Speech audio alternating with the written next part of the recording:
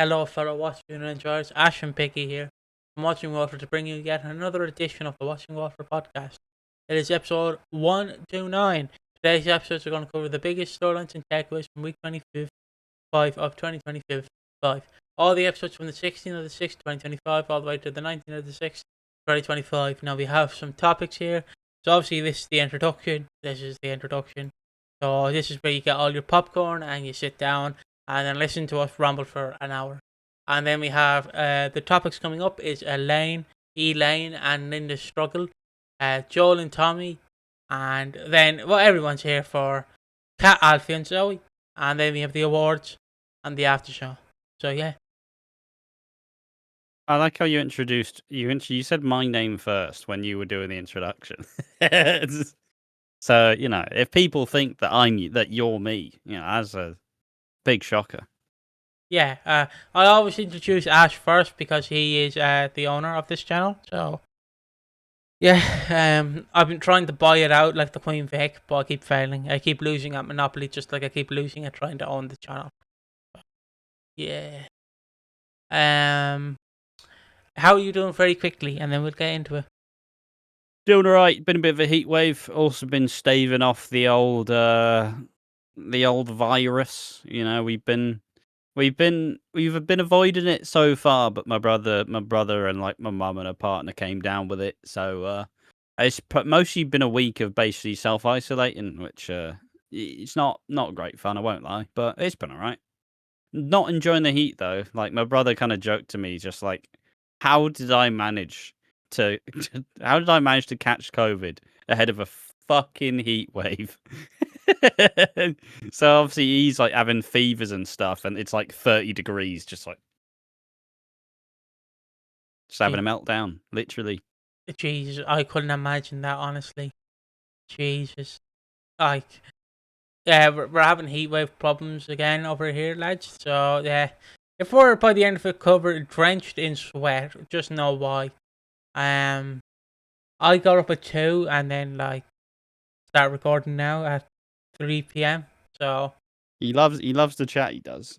I do. So, all right, let's record the podcast. Piggy starts. He shows me 10 biscuits he's going to eat before we start.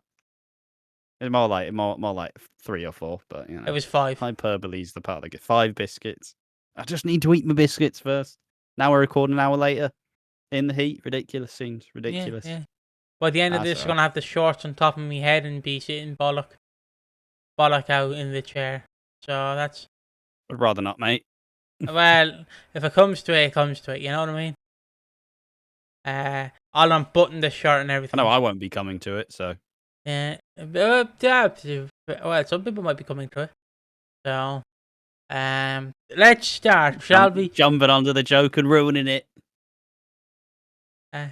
So... Didn't need your input. Just needed silence. See, that's the problem with having a perfectionist on this channel. You know, that's the problem.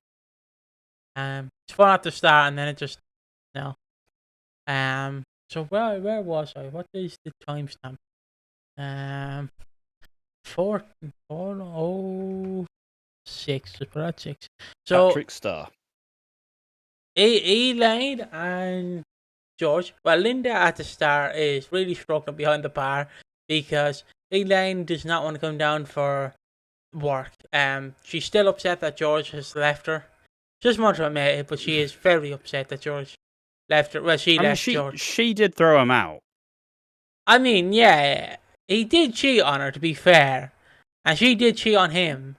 But you don't stab someone, and then when they stab you back, you go, "Why'd you stab me?" You know. It's that kind of thing. It just doesn't work. You don't do it. Yeah, give and take. No, I get it. But yeah, Elaine, I see, as an Elaine stan, it does. I'm glad that she's moved on from George.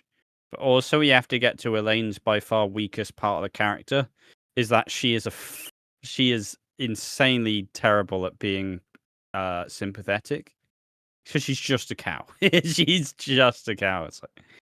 It's like, oh, mum, do you want to come help? We've been struggling with the bar. Well, Linda, I just got broken up with. So, Well, yeah, but we often have to work through some of the tough times. Yeah, well, I'm struggling more, Linda. It's like, oh, please. But it's just kind of we've, it's how Elaine deals with it. It's like, all right, time to put on the show, time to get the work done, whilst Linda's kind of like, bruv, we are struggling.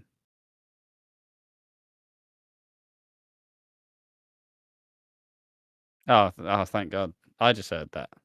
Yeah, because I was filling up my water. That's why I did it.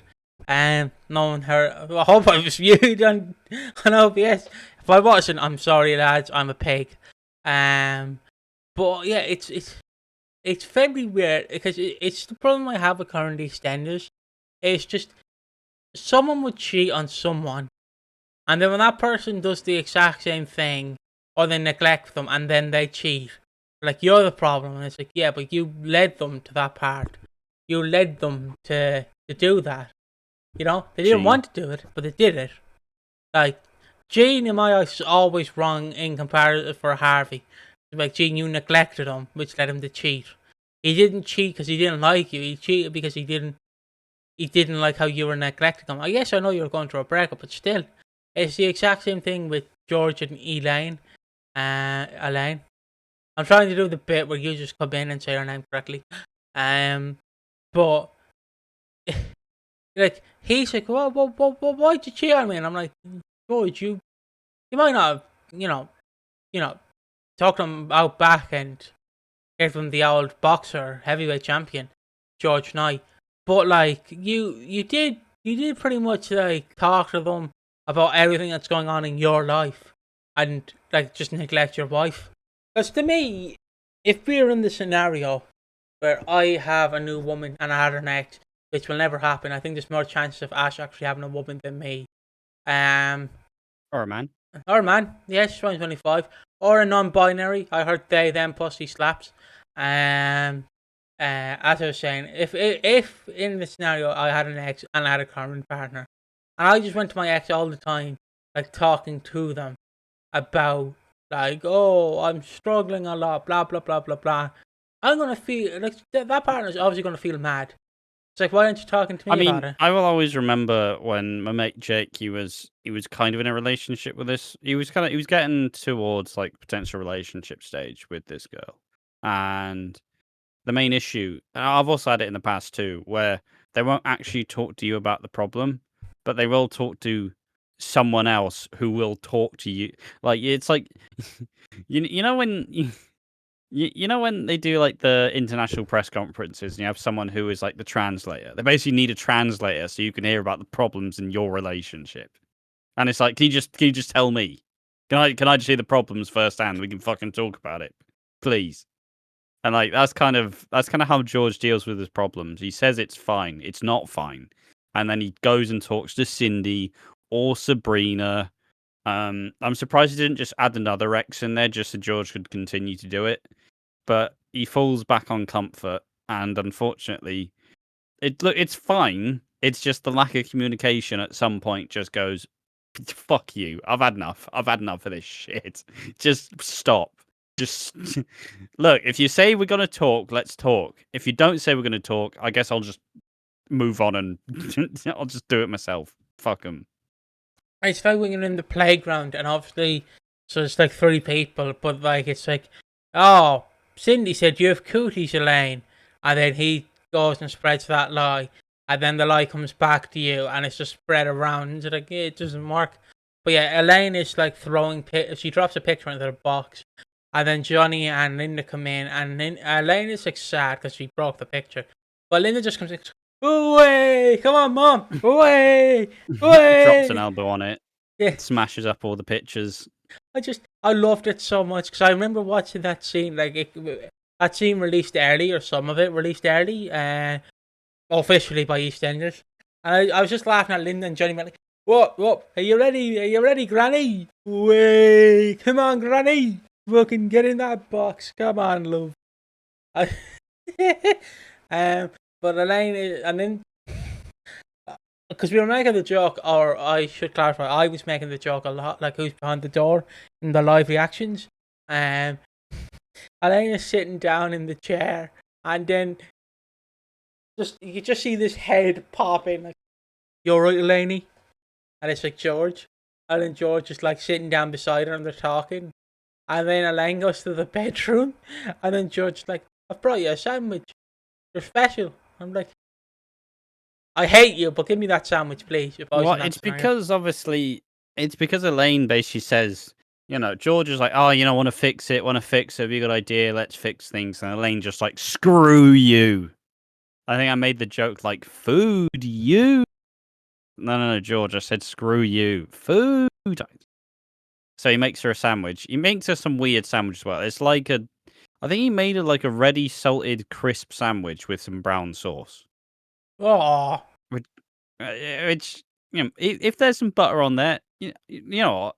I'm not against a chip sandwich. I'm not against a chip butty. I do like a crisp butty rather. I'm not against a crisp butty either. yeah, no, I'm fine with a crisp body, but you add brown sauce. That's a bit too far.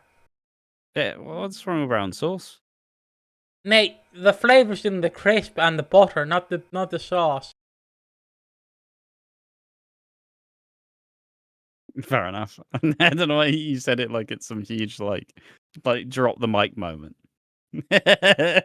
you just let it pause, just like, yeah, fucking nailed that one. Like, I love how I don't get offended over this, like, over the EastEnders, but I get offended over, like, food because I'm a fatty. But side note, I guess I could bring it up because I said I'm a fatty. Ash was watching Rate My Takeaway on his streams recently, and then this big guy who's wearing a paddy calf and a Hawaiian shirt, Ash just looks dead into the camera and just goes, "Oh, look, it's Piggy." Couldn't come back from it. I couldn't come back from it. I'm not even in call, and I'm sat there like, "Fuck me! What did he say fuck me for? I did nothing." But this guy did look like it, and then I think one of my favorite lines is Slater, obviously our mutual friend, just put like, "But Ash, you're not wearing the pink shorts," and No. bloody hell, I'm getting dogpiled here. I'm getting dogpiled. Look, it's the simple matter of fact. You never hold back straight fire. You never hold back something that is funny, even if it's a really kind of mean or dickish thing to do. It's just that all the people that I roast and don't actually roast me back, which probably makes me a bit more of a knob. But also, it's not for lack of trying. Can you give us? I want people to roast me back. I want people in the EastEnders community to know your greatest diss, which is on a guy called a Ventral. If you do not mind giving us. Nah. Come on. We don't need to relive best hits. George and Elaine are doing it. Come on. But I think the weird bit with this George and Elaine stuff is obviously George. Like for a second, we thought for a second I thought maybe this is how George bows out. But obviously, seeing this probably isn't the case. He probably is sticking around. So that's a big take because he's been there 2.5, maybe even 3 years now, roughly. No, 2 years. He's been there for nearly 2 years now, just about. So maybe it is actually a longer stint, and it doesn't seem like he's struggling to get other work either, because he is a high-profile actor. So I think it's going to be kind of fun to see just how long Colin Salmon stays with us. But fundamentally, it is nice to see the end of George and Elaine. But Elaine, once again, is a terrible person. So in doing this, we have Elaine who's like, Linda basically says, "Hey, why don't you have a divorce party?" So she invites all the girls around, and they all kind of joke about partners and blah blah blah. Denise gets a bit weird over Ravi. Priya mentions Ravi. Mo's there. They're always really good at these kind of at these fun moments where the girls just shoot the shit. But this is whilst Linda's struggling to do the bar herself. She's just 6 months sober.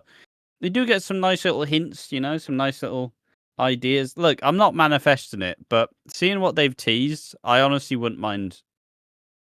I wouldn't mind Phil and Linda. I know it's a bit of a weird one.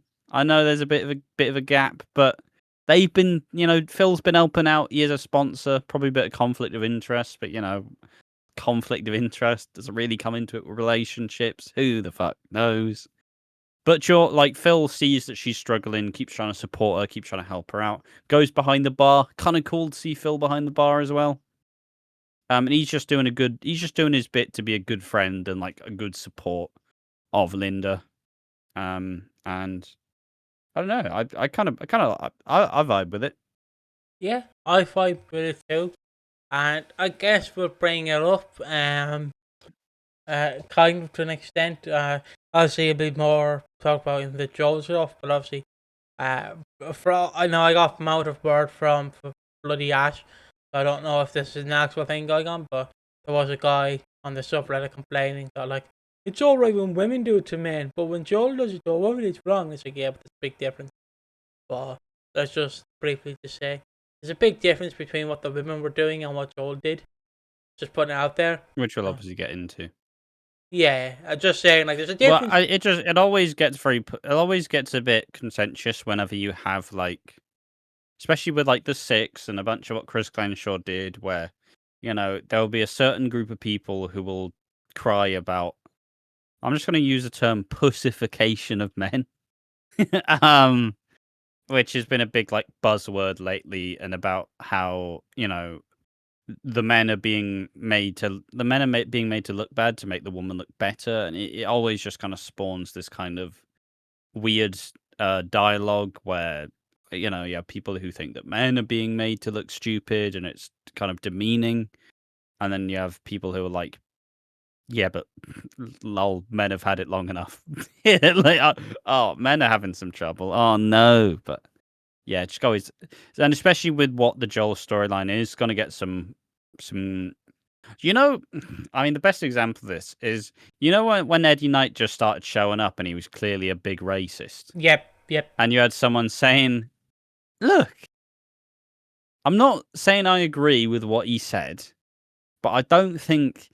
I think you should be allowed to say what like race the person is. I don't think that's offensive. And I just went, yeah, but he is a big racist, right? And he's like, look, he's not that. That's obviously wrong. But I don't think it should be like, all right then. It's always like, I don't think you should bring this into soap because I disagree with it. It's like how I didn't watch the show, but it's like how I was watching. I seen a clip of Piggy classic. what?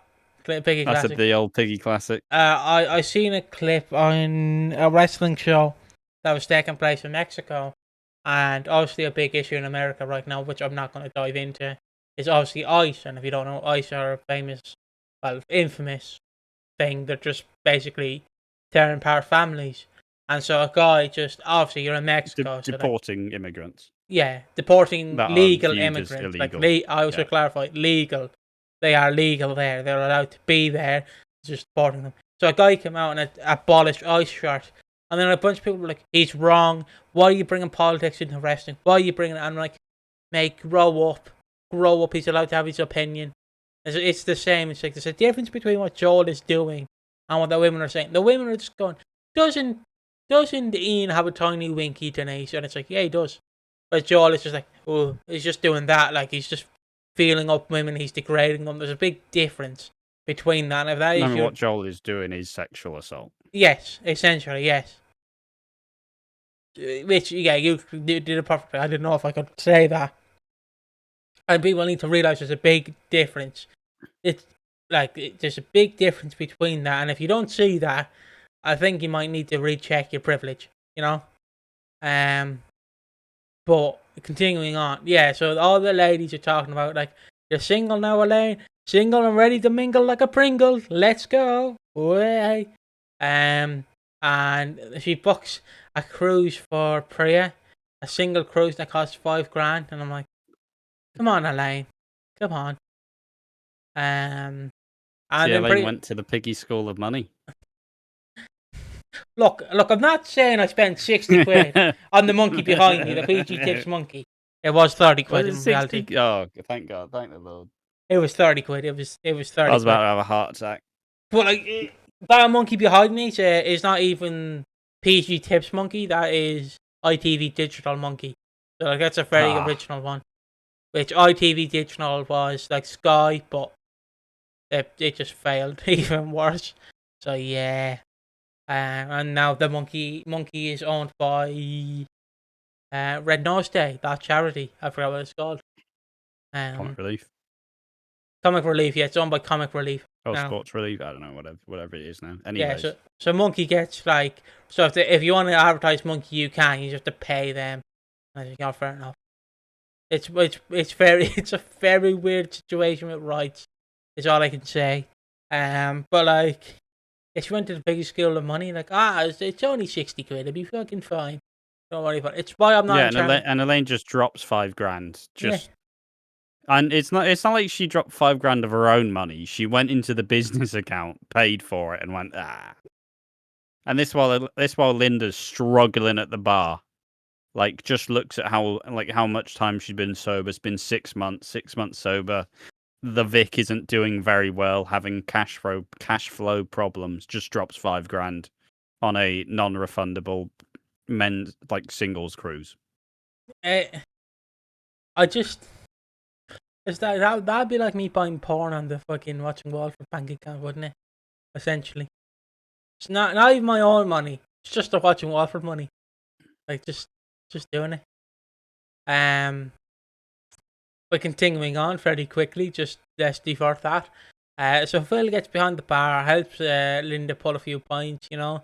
He helps out, and then the women basically go, "Oh, you don't want Phil, do you? Way, because he's been around the block as old Phil. He's been around about 6 blocks, about 7 probably, and yeah, he helps out behind the bar, and then Linda's like, "Elaine, will you just fucking help me, you useless bitch? Just help me." Or she doesn't say bitch. She's like, "Help me, please." And Elaine's like, "You wanted me to have a party?" And I'm like, "Yeah, but the bar is clearly, massive. It's been filled out. Like, come on." Yeah, it's a very Elaine approach where it's like, look, you told me to have fun. It's like, Elaine, you're the parent. Then even Johnny's like, stop mothering her. Let her blow off steam. And it's like, guys, she is. I don't know how old she is, and I wouldn't ever dare of assuming her age. But she is a mum. She is a nan. Like, grow the fuck up, Elaine. I love you, Elaine, but I will never be happy with how much of a bad mum Elaine is. I can very quickly check it. How old she is. Nah, who cares? Who cares what the age is? But she's probably in her 60s, if I had to guess. Roughly early 60s. But she's just not helping herself, is she? Continuing on, yeah. So the next day is like, oh my god, this the pipe's loose, and Phil's like, I'll help you with that. He goes and fixes the pipe, and then Elaine's like, oh, okay, and then Phil basically just tells Elaine to grow up and help her daughter, and then Elaine goes in and is like, I'm not taking advice from Phil Mitchell. You can screw off. Then Linda just has to kind of like, yeah, I'm fine. It's all okay. I'm fine. And he just goes, oh, well, she said she was fine. And just doesn't think about it. So, yeah, more times ahead in the Vic. Obviously, we know that the Vic's going to get sold at some point soon. So, it's just seeing what's the straw that breaks the camel's back. Yeah, it is. Continuing on, I think we've gone to more serious territory now. Which is Joel and Tommy. If you don't mind, is that all right? Yep, that's fine. And I suppose just a bit of preamble. Obviously, now this topic is going to involve themes of sexual assault. And this is ahead of Joel's toxic masculinity, problems with women. So, and obviously there is an act that happens on the tube with Joel. If any of this would be triggering to you, we do have timestamps, so feel free to skip through this segment. And we're going to try and be as serious as possible. Obviously, just like last week, it got very serious because it's a serious topic which is hard to watch. So, but we will try and keep it light-hearted as well. And obviously, I will. As much as you can. Yeah, as much as you can. Regarding the topic. Yeah. But I'll also preamble. We will be just basically saying that Joel. We can't say the C word, but he is basically a see you next Tuesday. We will basically be belittling Joel because, and in the show, we're belittling the character, not the actor. The character, because we can, because he is a nasty old bugger. But where do I start? Well, Tommy's has been bunking off school. He's a bit of a sore tummy. You know, his tum is sore, and then like he's like, oh, you know what, I'd love Tommy or not Tommy, Joel to come over, and then Joel comes over, and they talk, and then he brings up Haley Slater, does our Tommy, and I'm like, what? Yeah. Whoa, that is, which I will say in the Zoey review, which I'll also say here. That was the entire plan. Was when we seen the hair in the hair in on the couch. The entire plan was to diverge people from saying it's Zoe, because they were trying to make sure that everyone thought it was Haley. So, I mean, I'm sure it would have worked had it not been leaked beforehand, and I guess you can't fault them for trying, but also it was leaked, so like, what you lying for? What you like? Well, I get that you still want to trick people who may not have seen it, but also like. But don't forget they record the behind the scenes probably before it leaked. Yeah, but I'm just kind of like, I don't know. I always get a bit worried when like executive producers try to act like they are. I don't like it when people do something that. I'm on my phrase in this. You have to earn being coy about things, and the Haley Slater tease was not good enough to be like, wow, well, we were really playing with the suspension of disbelief, you know? We were really playing around with it. It's like, no one believed it was Haley. Stop lying to yourself. Well, we did for a split second, and then we realised, no, she's not coming back. And if she was coming back, she'd be recast, because in real life, if you don't know, Haley Slater's actress is See You Next Tuesday. And she deserves to rot in prison for her crime. She was just a massive racist, I believe. Yeah, a massive racist. And she deserves to rot in jail. Anyways, Joel comes over, and obviously Tommy's talking about the family tree. You know, it gets awkward because you have so many branches. Like I said, the Slater family is a confusing. Like families in EastEnders are just confusing because just like you think you have the tree figured out, and then like another branch appears. I think they have an entire different family. It's this family, but they're somehow related to this family. And it's like, Jesus, just Jesus Christ. Yeah. I mean, I always think it would be kind of interesting content to try and like go through all the family trees of like the biggest like families in soap. I would, but it also is just very complex. I would, but the problem is you get so confused because so many people had affairs and so many people, yeah, like I say, had affairs and had kids. So it's like you think you have it figured it out. I think it would be some cool content, but also it would take a lot of work. We'd have to get a graph and everything, like when The Rock showed up at the press conference, the entire Samoan family on the board. But yeah, continuing on, Tommy's basically like, yeah, my dad slept around. He slept with my stepdad. He slept with a woman called Haley Slater, had a kid called Jerry. And I'm like, that's the only mention Haley has gotten in universe since 2019, probably. And then Tommy called it, and obviously in Tommy's words, Tommy used the words pure filth, and it's like that's your family, man. But obviously, it's showing that what Draxton, whatever the fake influence is called, like his influence is seeping in, as you know, if that's how Tommy's viewing like someone of his family. Like obviously he's got reason to dislike Haley for kind of splitting the family up in a way, but like also that's your family. Like just probably never have some respect. He probably also never met Haley, so I think he was about. Yeah, but he would have been like a child, so I mean, yeah, but still meet him. Yeah, true. Obviously I don't call him Draxton Sex Hard Castle Come Mean. Man, I call him Mr. Taint. So yeah, Mr. Taint's influence is, because Joel is like, oh, you know what you do with women, and I'm like, oh, here we go again, Jesus, Joel. It's also, you just get some really like puzzling things with that Joel says, where it's like he says something to the effect of, you've clearly just been brainwashed by women your whole life, and it's like it's a mum. He's been raised by pretty much a single mum that the bulk of her life. Like, it's just crazy. It's crazy. Yeah, because he's all about like, women are inferior to men. Basically, that whole thing. He also just has like he tells a story about how obviously in Australia he was kind of treated different because he had an accent, and he didn't speak for 6 months because everybody like belittled him. And like he didn't like a teacher as well who thought she was just like really cruel to him. And so from that point on, and also it was teased that his mum walked out on him as well, which, it's Zoe. Zoe's his mum. Zoe's his mum.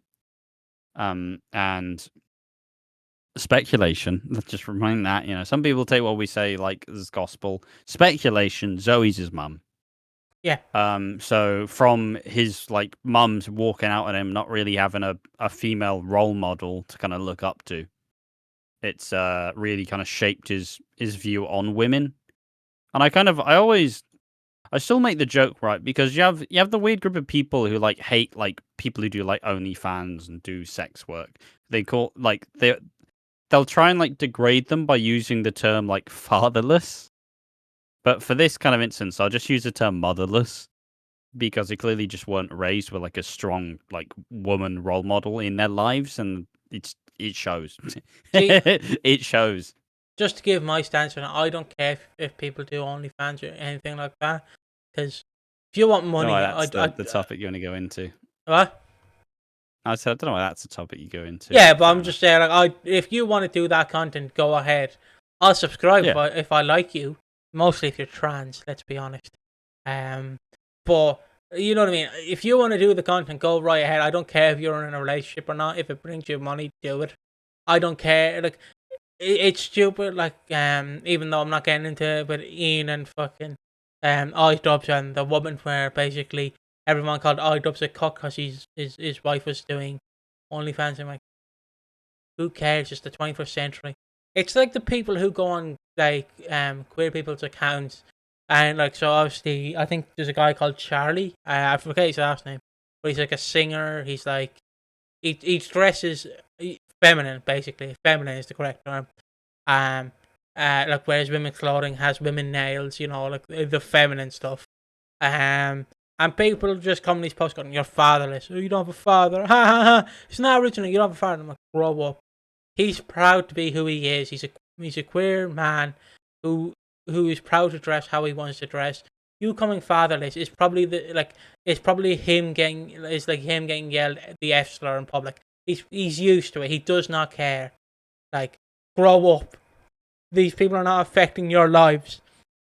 And it's the exact same thing with these fucking influencers who think like, oh, I definitely don't understand the fixation on just hating. Like, if someone manages to have a very successful job doing like, characterize it as sex work, or characterize it as that. I like, for some people view it as like kind of degrading, but it's a weird thing when people kind of people take the piss out of it saying it's empowering, but like, in its own right, you're taking it into your own hands. You are, and some people, the way some people do it, they don't even have to contact anyone. They don't even have to do anything with anyone else.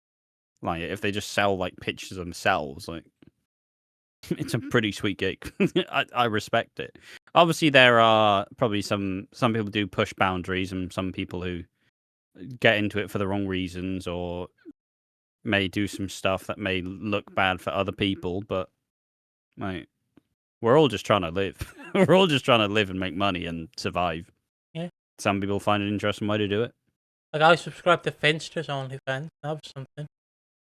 That was something indeed.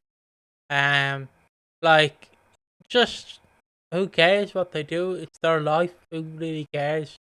It's not your life. They probably make more money selling their pussy than you do at your day job. Let's be honest. Because there is some lonely people like me out in that world who are just like, I'll buy a picture, no problem. I prefer the leaks, but yeah, I'll play the picture. For your artist. That's a side Support tangent. your artist saying you look at leaks. Well, it depends, because if it's a very high profile one, like It's like don't Amaranth, justify it. I'm not paying Amaranth. Uh, Just but support your artist. That's all I can say. Um, Continuing on, yeah, Joel and Tommy are just. Joel is just like going, "Ugh."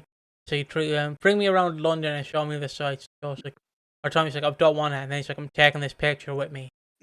And you all right, Ash? yeah. So I heard something being picked up in your microphone. I didn't know what it was. Probably just a fan. Sorry. Um, yeah. So Joel he's like, Tommy, bring me around the sights of London, and Tommy's like, no. And just I'm gonna take this photo with me, and then Tommy's like, fine, I will. And they go on the I tube. suppose obviously now is where we'll discuss the assault. Now this is when we will discuss it. So once again, just a pre-warning. If you don't want to hear this, skip through the video. But yeah, on the tube, a packed London tube. I feel like most of us have always been on the tube. It's always it's surprisingly not as packed as it may be. It's during school time. And Joel wants Tommy to record an interaction with his phone. And obviously, what Joel wants to do is he's going to fake a scenario where he falls over and then will, like, sexually assault or grope this woman. So this woman alone by herself on the tube on a summer's day, wearing a summer dress, and he orchestrates it, falls over, does as we've told, obviously violating this woman and completely just, it's a very violating experience if you ever experience anything like this, especially on a public place as well, where a lot of people do kind of suffer with bystander syndrome, where they just see something happen and they don't look twice. The only person who really looks out is Tommy, who just is like, whoa. Obviously, Tommy doesn't entirely. I don't think Tommy was entirely understanding of what Joel wanted to do, so he was just filming it. But obviously, when this happens, Tommy's like, "Stop it!" and he yells at him like, "Stop it!" As kind of Joel kind of walks away with a bit of a smug grin on his face, and then Joel just kind of laughs about it, and they try to. He kind of just snaps back to normal, like nothing happened. And it's a I mean, seeing it does make it makes your heart drop. It makes the pit of your stomach just like, because it is disgusting. No person should be treated like that. No. Especially on public transport as well. Yeah. But no person should be treated like that, and it just shows Joel's true lack of regard for women. Yeah, it's fucking on a butcher this word. Harrowing to see see this. I'm sorry to anyone who ever experienced this or has gone through similar thing, because no one deserves to go through it. You should be allowed. I think it's also it's an alarmingly high level as well. Yeah. Especially on public transport. I feel like most people will know someone who has had to deal with something like this. Yeah, I he's an interesting character in my eyes, Joel, because I do wonder, because he's saying one thing to his family that he doesn't mean it, and he's saying to Tommy another thing. So you are somewhat led. I know we don't really care for him because he is a piece of shit in the show, but it's interesting to see, does he mean it? Does he mean to do these things? Does he not mean it? He probably does mean to do these things, let's be honest. But Well, to me, and obviously we'll get into how Vicky and Ross react to this news. But it's kind of, Joel obviously understands that there is something wrong about it, because why would he be lying and coaxing Tommy into this sort of thing?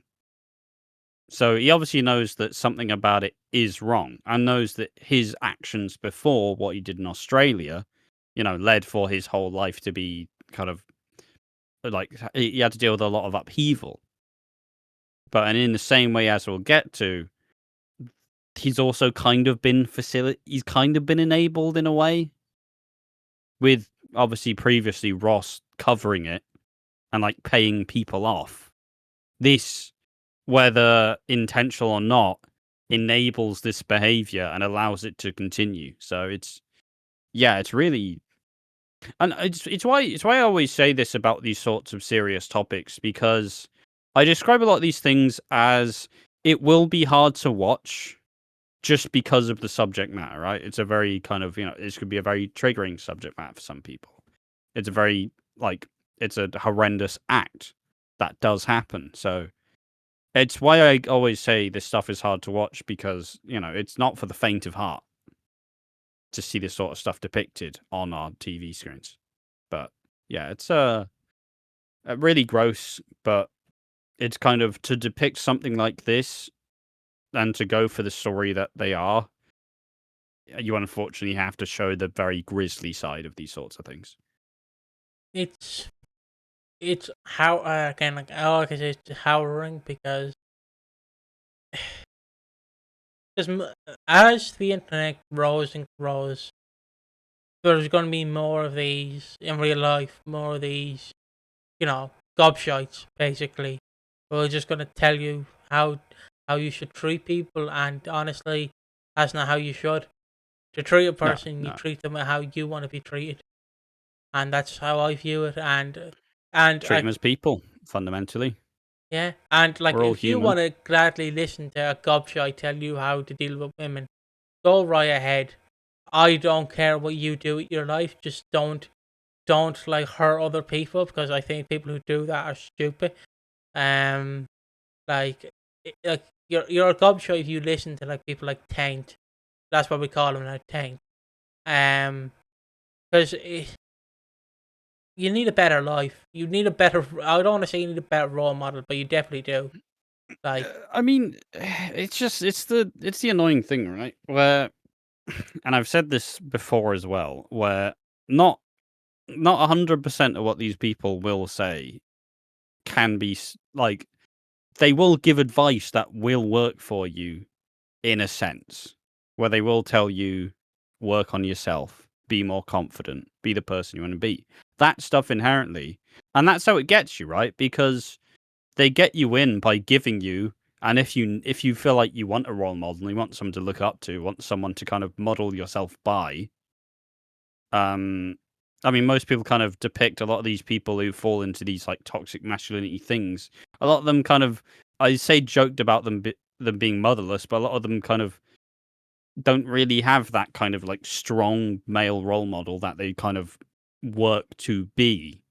So if you get someone who tells you to, work on yourself, start going to the gym, get a job, get money, this is what the opposite sex will want, that inherently isn't bad advice. It's just the rest of it is what is what will kind of creep in, right? Where, at the start it's just, okay, I'm working on myself, I'm doing really well. But if you get rejected and then that person says it's just because all women are the same, or whatever, like hideous diatribe they will say, it's just, that's where it gets you. It's like movie reviewers, right? Where you have a bunch of the crop of movie reviewers that are inherently political, but and what people will kind of cling on to is the fact that they do have some good points, right? That's where they get you, because most people, they're not just going to find something that's inherently like inherently harmful for them.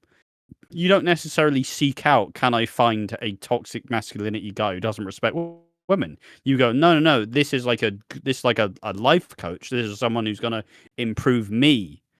And it's where the kind of, I use the term radicalization, it's where that kind of comes in, is because you can take some good from the bad. But unfortunately, in the end, obviously, the grift is exposed that they are just kind of using you to, make money, and kind of, it's not like they don't care about you. You are being used to kind of carry what they believe. I guess I could say the greatest role model I had in my life was is in my life still is my dad. And to make this a bit more wholesome, um, I can go for you a few stories that make my dad my role model. Uh, Growing up, obviously taught to respect everyone. I did go through teenage years where I not the extent of Joel, but you sometimes you go down those paths where you say some words you shouldn't say. But growing up, my dad would sit me down. My dad would say, "Look, son, there's some people who are born different. There's some people who see different. There's some people. Oh fuck, it's making me cry. I don't know why. But there's some people who will see different. There's some people who will like be different to you, and that is all right." He would sit me down. He would make me not make me. That sounds wrong, but he would Well, say, just kind of introduce you to these sorts of like, "Yeah." not everybody will look and act like you. And he would basically not. I don't want to say like he forced me. He never forced me, but he was like, "I'm watching this show on like this boy feels like he's a woman," and obviously it was the 2010s, so it was to some extent serious, but also it was like the percentage got making fun of them. But you know what I mean. The thought is there. He was like, "This boy feels like a woman. We should accept that. That should be accepting to do." And when I thought I was gay, I opened up to my father. I told him, "Look, father, I think I'm gay." You think he'd freak out? You think, "Oh, you're no son of mine." He sat down, he cried, and he went, "I'm proud of you, son. Thank you for coming out to me." And then he knew I was a struggling teenager, and he tried to find groups for me. He tried to find me groups, class, everything that would help me, like, be more open about my sexuality. And like, he sat me down and went, "I've got these LGBTQ teenage groups," because I was a teenager at the time, that you can go to that will help you understand all of this. And he sat me down. He learned everything. He learned, and like the best thing he did was when I first told him I was gay. He was a bit drunk. He went, "I always knew you were gay," and it was just so wholesome. And we sat there and we cried. And when I struggled with my mental health, like I still do to this day. Like most parents would freak out. They'd say, "I'm the problem." He didn't. He went, "I'm going to help you as much as I can," and he did. He did it to the extent, and he also, while he was doing this, he looked after my nanny, his mother, who had dementia. And I think I could not have asked for a better role model because that is someone you look up to. Not one of these gobshites who will sell you a course on how to treat women. It's people like that with sorry, fucking just talking about that makes me upset. But it's real people like that who will help you understand life more than these people who sit on the internet, tell you how to do this, tell you how to do this. You need a person who will physically help you, physically show you the way that is accepting, that's not accepting, what is right, what is wrong, what to do, what not to do. And if you don't have someone like that, it can lead you down a bad path. And it may be hard to understand now, but sometimes your actions do have consequences. And if you follow these people, they're gonna lead you down a bad path in my eyes. They'll help you And at the they're not going to start. bail you out either. Yeah, they're not gonna bail you out. They'll take your money and they'll run with it. But if even if you don't have a father, it could be a friend, it could be a teacher, it could be anyone you know. If they can help you through life, then you have the greatest achievement ever. Just learning from them. You can't learn from Mr. Taint. You can't learn from these people because they don't care. They still tell you how to treat people and how to do it in their eyes. But if you get into trouble, are they going to come to Romania? Are they going to go to Egypt? Are they going to go to anywhere and bail you out? No, because all they care about is the money you give them and how much you listen and follow them. And I will just say this: it is so funny how the biggest man, I'm not going to mention him by name because Ash told me not to platform him. It's funny how the biggest man on the platform who teaches all of this got fucking caught out by an activist for world peace and wants to make the world a better place and wants people to use safer emissions and everything. He got caught out by a fucking woman who does all of that and was captured last week by government by a fucking pizza box. What a gobshite. If you don't know, this guy was a human trafficker, and Greta Thunberg just looked at the pizza box and went, "Right, lads, he's here," and they fucking raided him. like someone like Greta Thunberg is who you should look up to, even if you don't agree with her stance. Someone like that is someone you look up to. Someone who wants to make the world a better place. And I know it's a silly rant, but there's my rant. It's just you need a role model like that. It's an interesting take. Some wholesome stories in there. I Just- mean, obviously the joke is I don't really have much of a strong role model because my dad died. But no, I mean and I was trying to I was like, all right, I want to make this joke, but also Piggy's actually having a serious moment, so I'm not just gonna interrupt him to make my joke. Ash, your dad went. But no, I mean, Your dad would have given you the greatest advice ever. I'm gonna die. It's just it's a thing about tolerance, right? Because it's something that I feel like a lot of us are inherently tolerant, but you can kind of argue that humans also, they hate change, they hate new things, they get scared of new things, and try to kind of control it. And control it happens in different ways. But fundamentally, it's it doesn't pay to have respect. It doesn't really I think that's awkward. That's clumsy phrasing from me, but it doesn't. It should just be something that's universally had. Everybody should respect everyone else, I mean, I personally grew up with more of the kind of ironic now of what kind of Tumblr became, but kind of some of the more Tumblr sensibilities of being very open and progressive and very open and kind of very just honest and kind of open towards sexuality, gender, just all these sorts of things that inherently make you more accepting and make you more, I say tolerant, but that makes it sound like a bad thing, but just stuff that allows you to just kind of view, it's not like you see a demographic of people and you view them as competition. You just view them as people. They're humans. We're all inherently humans at the end of the day. So yeah, I make the joke, but obviously my mum kind of had this very funny kind of diatribe where she kind of the way she talked to us about sexuality, for example, is just she would almost say it in a way where she was almost sad that we weren't gay. So what? Always to kind of oh, but no, if you are, it's fine, and it's just all that sort of thing. It's always just kind of funny to point that one out. But yeah, it's just respect everyone. Point if you wanna, simple point being respect everyone. It's ridiculous to spread hatred. You can kind of understand where some of these people do come from, right? Because it's that kind of thing where, for a long time now, it's kind of been depicted of if you are straight and white and a man, you should have an easier life. But you got to understand some people may not, if they're poorer or if they come from different backgrounds, maybe they kind of expect that life for them and they don't necessarily get that life. They aren't handed that life like a handout, like it's kind of professed to be. And then, therefore, people sometimes get a bit angry. They get a bit why am I struggling? Why everybody says this is easy. Everybody says we're really good, but I'm not doing well. So it can just, take a bit of some raised eyebrows, a bit of questions to just kind of go down these sorts of routes. And it is just up to your friends and family to see if you are kind of going down this way, to kind of remind you what's important and kind of trying to stop it before it goes too far. So I do always use the term radicalized for this sort of thing. And it's typically talked about people with religion or anti-religious beliefs or that sort of thing where, people who, a lot of anti-immigrant or anti-Muslim or these sorts of kind of, a lot of these sorts of people who will go against people of certain religions or orientations, it's typically just,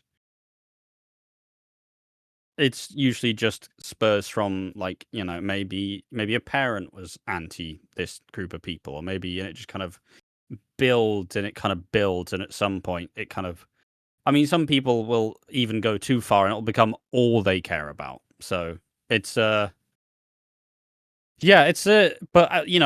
family and friends, you do generally have a kind of obligation to see if your friend is kind of going down this route or if they're doing, because you can't stop people going down these places, right? People will find themselves in these positions. It's not like they're inherently awful people, but by allowing these sorts of beliefs and allowing these sorts of attitudes to creep into their life, it does make them bad because of what they now will hold and believe and spout. It's kind of a, but as friends and family, it is kind of our obligation to just check, you just check in, make sure, and try your best to make sure that people don't find themselves going down these rabbit holes, because it's an inherently lonely world, and we often try to find comfort in what we believe and what we find to be a comfortable position, but sometimes people go down rabbit holes and it's hard to come out of them. So I don't know if I've made a good point out of that or anything, but it's just yeah, it's a hard thing. You like, obviously nothing will ever explain away Joel's actions. They are horrendous, and will that woman ever feel safe on the tube again? Will she ever feel safe on public transport? She's had, a right of like freedom and being content with being out in public. Will Joel's selfish actions now affect her life and affect her behavior? Will she feel less confident in herself? Like, will she actually feel safe in a body again? It's a kind of cruel act that will, probably forever change this woman's life. Yeah, I agree with that. Sorry. Also, to end on the wholesome stories. When again I came out as gay to my father and my biological mum, who I no longer am in contact with. Obviously my dad went, "Oh, obviously knew you were gay." Obviously, you know, as a dad would say, he would say that. Like, that parent would say it. The mom just turned around and went, "Is it my fault he's gay?" My dad went, "What? No. What are you on about?" He was like, No. And he just, yeah, my dad always supports me this. He always complains to me that I'm not on the shorts. And I'm like, yeah, but that's the funnier one. And it's like, I was the Yeah, first. you're in some of them. You're in some of them. And I, Yeah, you're slowly getting brought in. and if you don't know, he was the first subscriber of this channel. He really, like, when I told him I wanted to do this project, Ash can even back me up on this. He went out, he bought me microphones, he bought me cameras. Yeah, Like, he truly very went, supportive. he truly went, yeah, I'm gonna help you. He is the unsung hero of Watching Walford. He is, he literally is. And like, we wouldn't have Watching Walford without him. He's technically the third man. We just don't, because if you, oh fucking hell, fucking the waterworks are going. But he is, yeah, he is the third man. Yeah. It's not Sweat this time.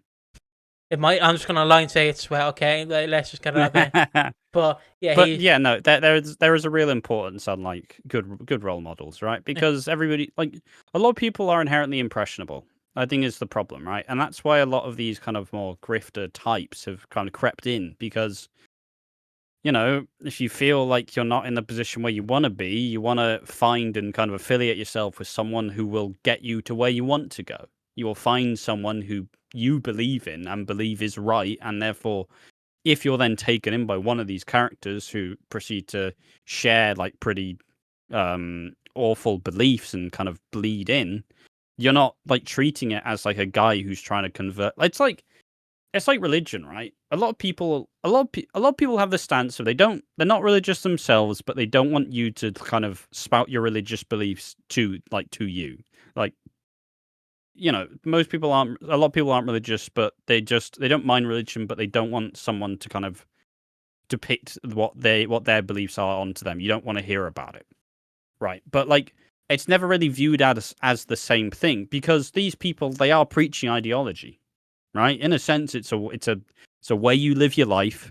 If in these cases you don't respect women and view them as lesser, that in its own sense is a way of viewing the world. But where a lot of people will kind of switch off in the terms of religion, because it's organized and it's like kind of, it's not necessarily regulated, because it's not, but like, because religion is a much larger thing, you do have people who, if they do strike out in religion, are punished for kind of spreading these beliefs in a way. But these sorts of grifters aren't regulated. They aren't like held accountable. It's usually online, and a lot of them aren't held to, like, none of these people are going to prison for kind of spreading this ideology. No one's really getting taken down, obviously them the taint of actually doing like human trafficking and whatnot. Obviously they are getting like punishment for their actions, but just by spreading a message, you aren't really going to be held accountable for. And it's not like as kind of is the point being, it's not as kind of like regulated or known as religion, but because it isn't that, people are a lot more welcoming to it than, let's say, someone just talking to you about how Christianity is great. It's not the same thing. It kind of gets you in a different way.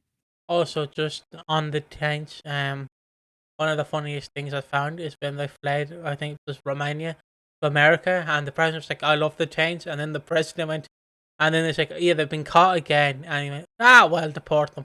Like, that is, imagine that. Oh, he's gonna free us. Nope, you're going back to fucking jail, you prick. But on religion, like, just if you have different beliefs, just have different beliefs.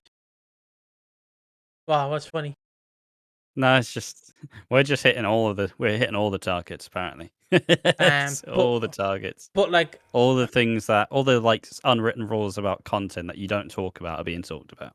But like just fairly quickly on religion, there is going to be people who have a different religion than you, and that's all right.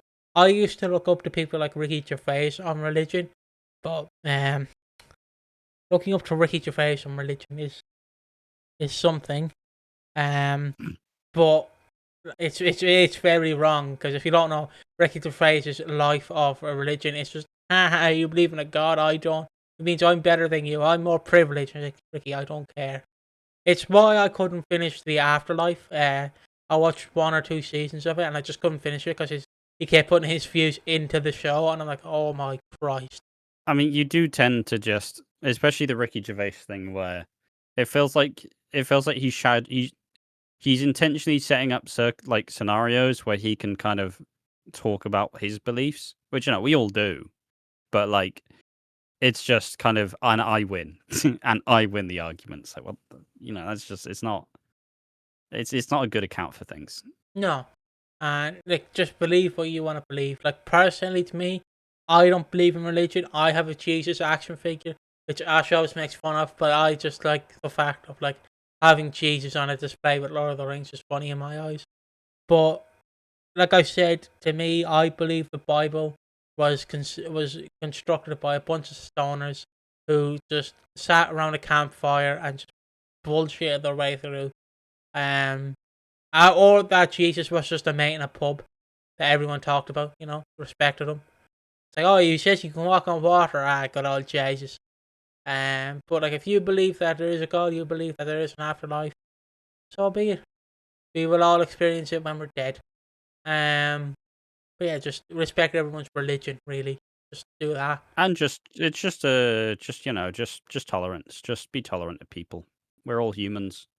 There are bad people out there, which you obviously shouldn't look up to and shouldn't believe, but we're all humans. So yeah, I'll get back to the bloody topic now of Joel. But speaking, and now we can talk about how not to look up. We can talk about how not to react to the scenario. So basically, let me just. So basically, just I'm making a timestamp saying return. They get off the tube. They get off the tube, right? And I'm gonna say this. Now I should clarify. We're not gonna really be talking about the assault from here on out. We'll just be referencing it. This is the aftermath. Yeah, this is the aftermath. So it'll be a bit more lighthearted, and it'll be, just be a bit more lighthearted. Yeah, Tommy escapes. When I say he flees, he's prime Usain Bolt in this. It's because the woman has obviously gotten off the tube at the same stop and has told the not the guards, but, told security and went, hey, this is what happened to me. He's the one who did it. And Joel couldn't even tap his card to get out. He tries to jump, but he trips. and Meatball buckled when he fell. Obviously, they don't show him falling; you just hear it. So obviously, they don't really want to get a fucking teenager injured in the show, actually. But he falls, and then like the question on the show, like, "I didn't do it. I didn't." And Ross, Tommy flees. Tommy, like I said, Tom. When I say Tommy ran like Usain Bolt, it, he was running like he was holding that Olympic torch. That's all I can say. Billy ain't got nothing on him with that Olympic torch. So yeah, basically Ross and Vicky come over, and they talk to like Vicky talks to the woman. It's like, I'm here for you. I'm here for you, girl. If you need me, here's my phone number. I believe you should. You know what I mean? I believe you should report this. I believe you should teach my lesson. And the woman's like, oh, okay, thank you, love. And for a second, you're like, okay, this is good because This is now good. Vicky, she's made a stance. She isn't going to stand for Joel's behavior. And this while Ross is like talking, and Joel is like, "Oh, I didn't mean to. It was all a mistake, and I wouldn't do it again." But like Ross, he has his head in the sand, right? He wants to believe that his son isn't inherently a bad person, and Yeah. like most parents would react to the situation, you want to believe that your son isn't actually this bad. Parents will wave a lot away, right? I mean, it's why Dot and Nick's one of the most prolific like relationships on the show, because as much as you don't want, like, Dot had to realize, and it took 30 years for Dot to fully realize Nick is irredeemable. And as much as you may love him, protecting him and defending him will only cause you more bother. Yeah. But Vicky kind of going to, I think her name's Isla, and essentially being, look, if you want to report it, I think that's perfectly justified. I'm so sorry this has happened to you. Here's my number, and if you want any help, I am more than happy to support you in doing this. So she kind of convinces her to go to the police. And for now, for now, as Ash alluded to. So Ross and Vicky go to the Queen Vic to have a pint. Well, no. First they go back to the house with Joel, and all I can quote is South Park from one of the characters. He absolutely shits his bridges. He absolutely, shits himself. Because he just starts crying. He's like, "Oh, you just don't understand, Dad. I had to move away from Australia. I don't know, you come here. I didn't mean it. And it's like, grow up, you." Once, But that's what he's basically doing.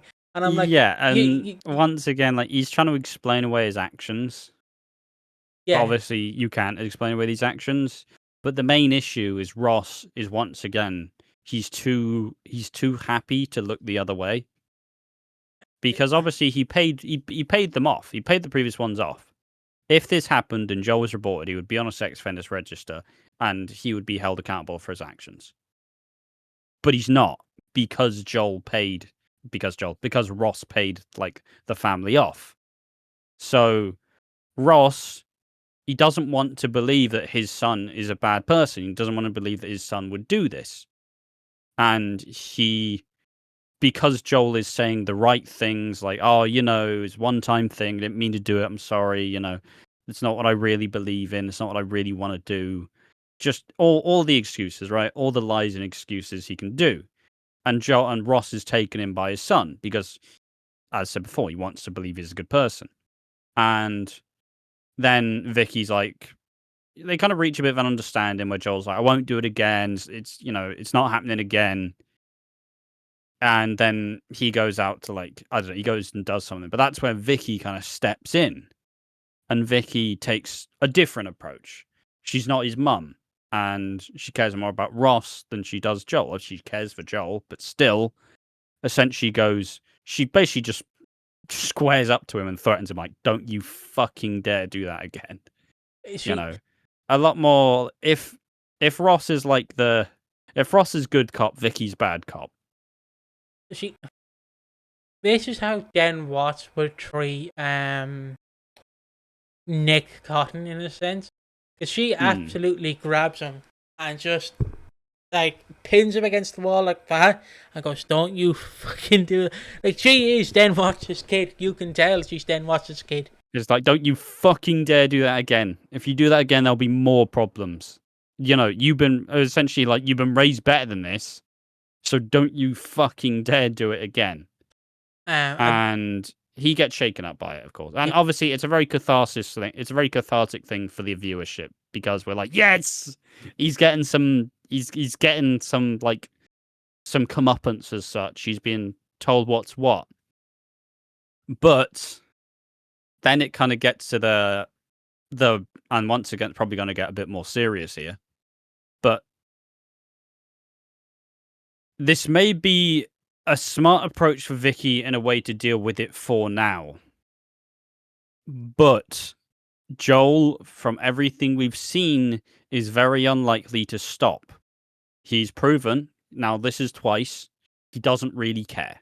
He doesn't really care. He will continue to do this.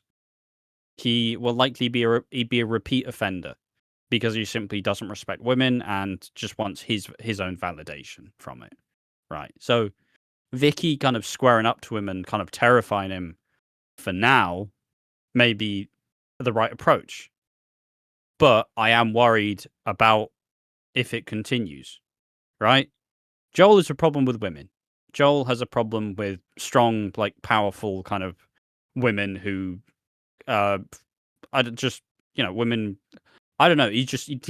Point being, that's who he doesn't like. That's who he blames for a lot of his problems. So I'm worried about if Joel would ever try to take revenge on Vicky as such. If, in his words, if you were to try and kind of teach her a lesson. It's just the implication of what may possibly happen is the terrifying bit because it could get exceedingly dark if it does go that route. And I'm not sure if they will because it would be extremely bold of a thing to kind of grapple with. But I do get worried for Vicky as a character if she is going to have this adversarial role to Joel because he's shown his attitudes towards like powerful women. On this as well, I gotta say, Ross and Vicky are in the thick, having a few points, and Ross just like is talking to Vicky. He's like, I don't want him to be on the list. I don't. I think he's a good kid. He can learn better. He can do better. He can learn better. He's my son. I don't want him to be on the list. I just don't.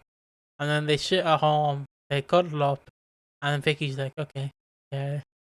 But Vicky, obviously, smart decision.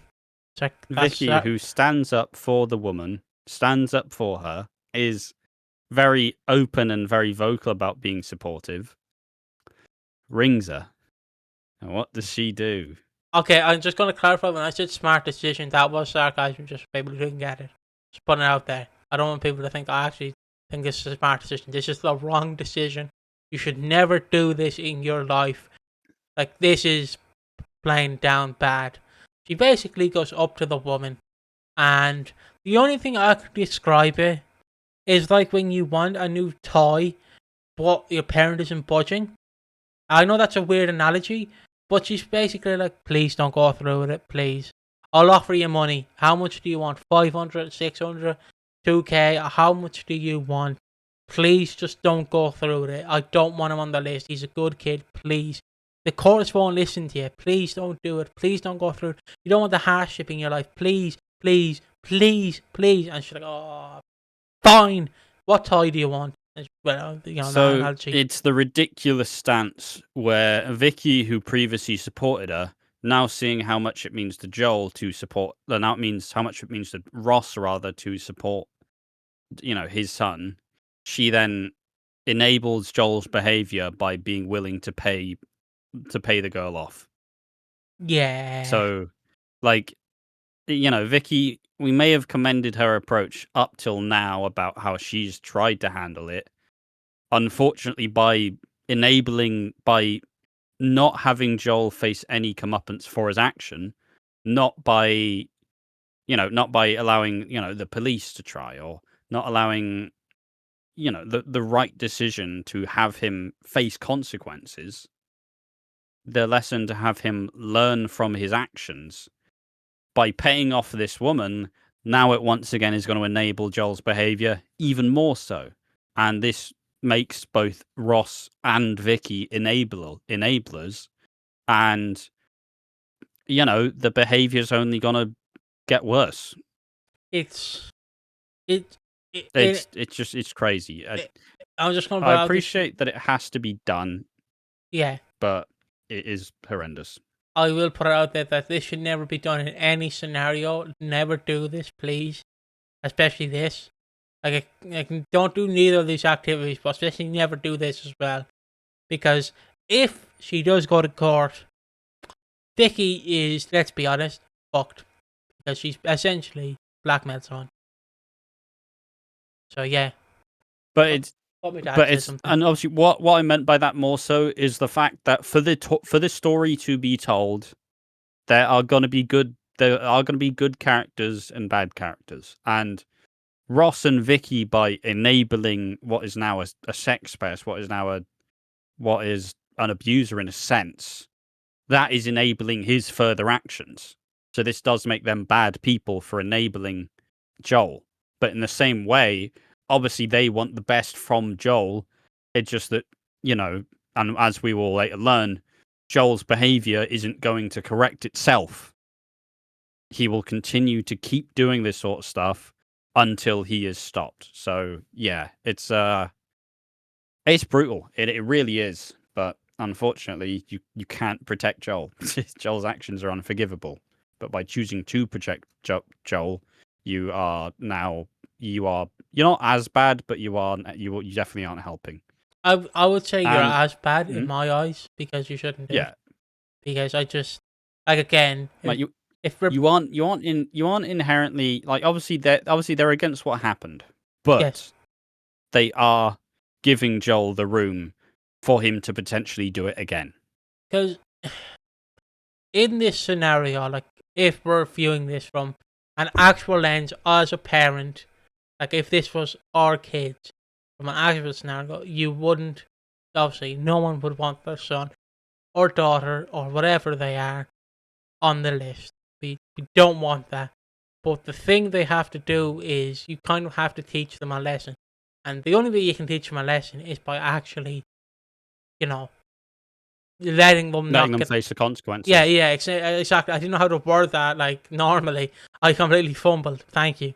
Well, it's just some people won't, and I mean, we can talk about this now, though, with just how Joel, when talking to Tommy, explains away his actions. He kind of goes, it's the same kind of attitude toward women once again, him kind of saying, well, she was wearing a tight dress, and it's like, yeah, great. Looking confident and feeling how you look, that's not an excuse for someone to go and assault you. It's no. And by this point, we then now quickly realize here that Joel does not care about what he did. He's kind of happy that he got away with it.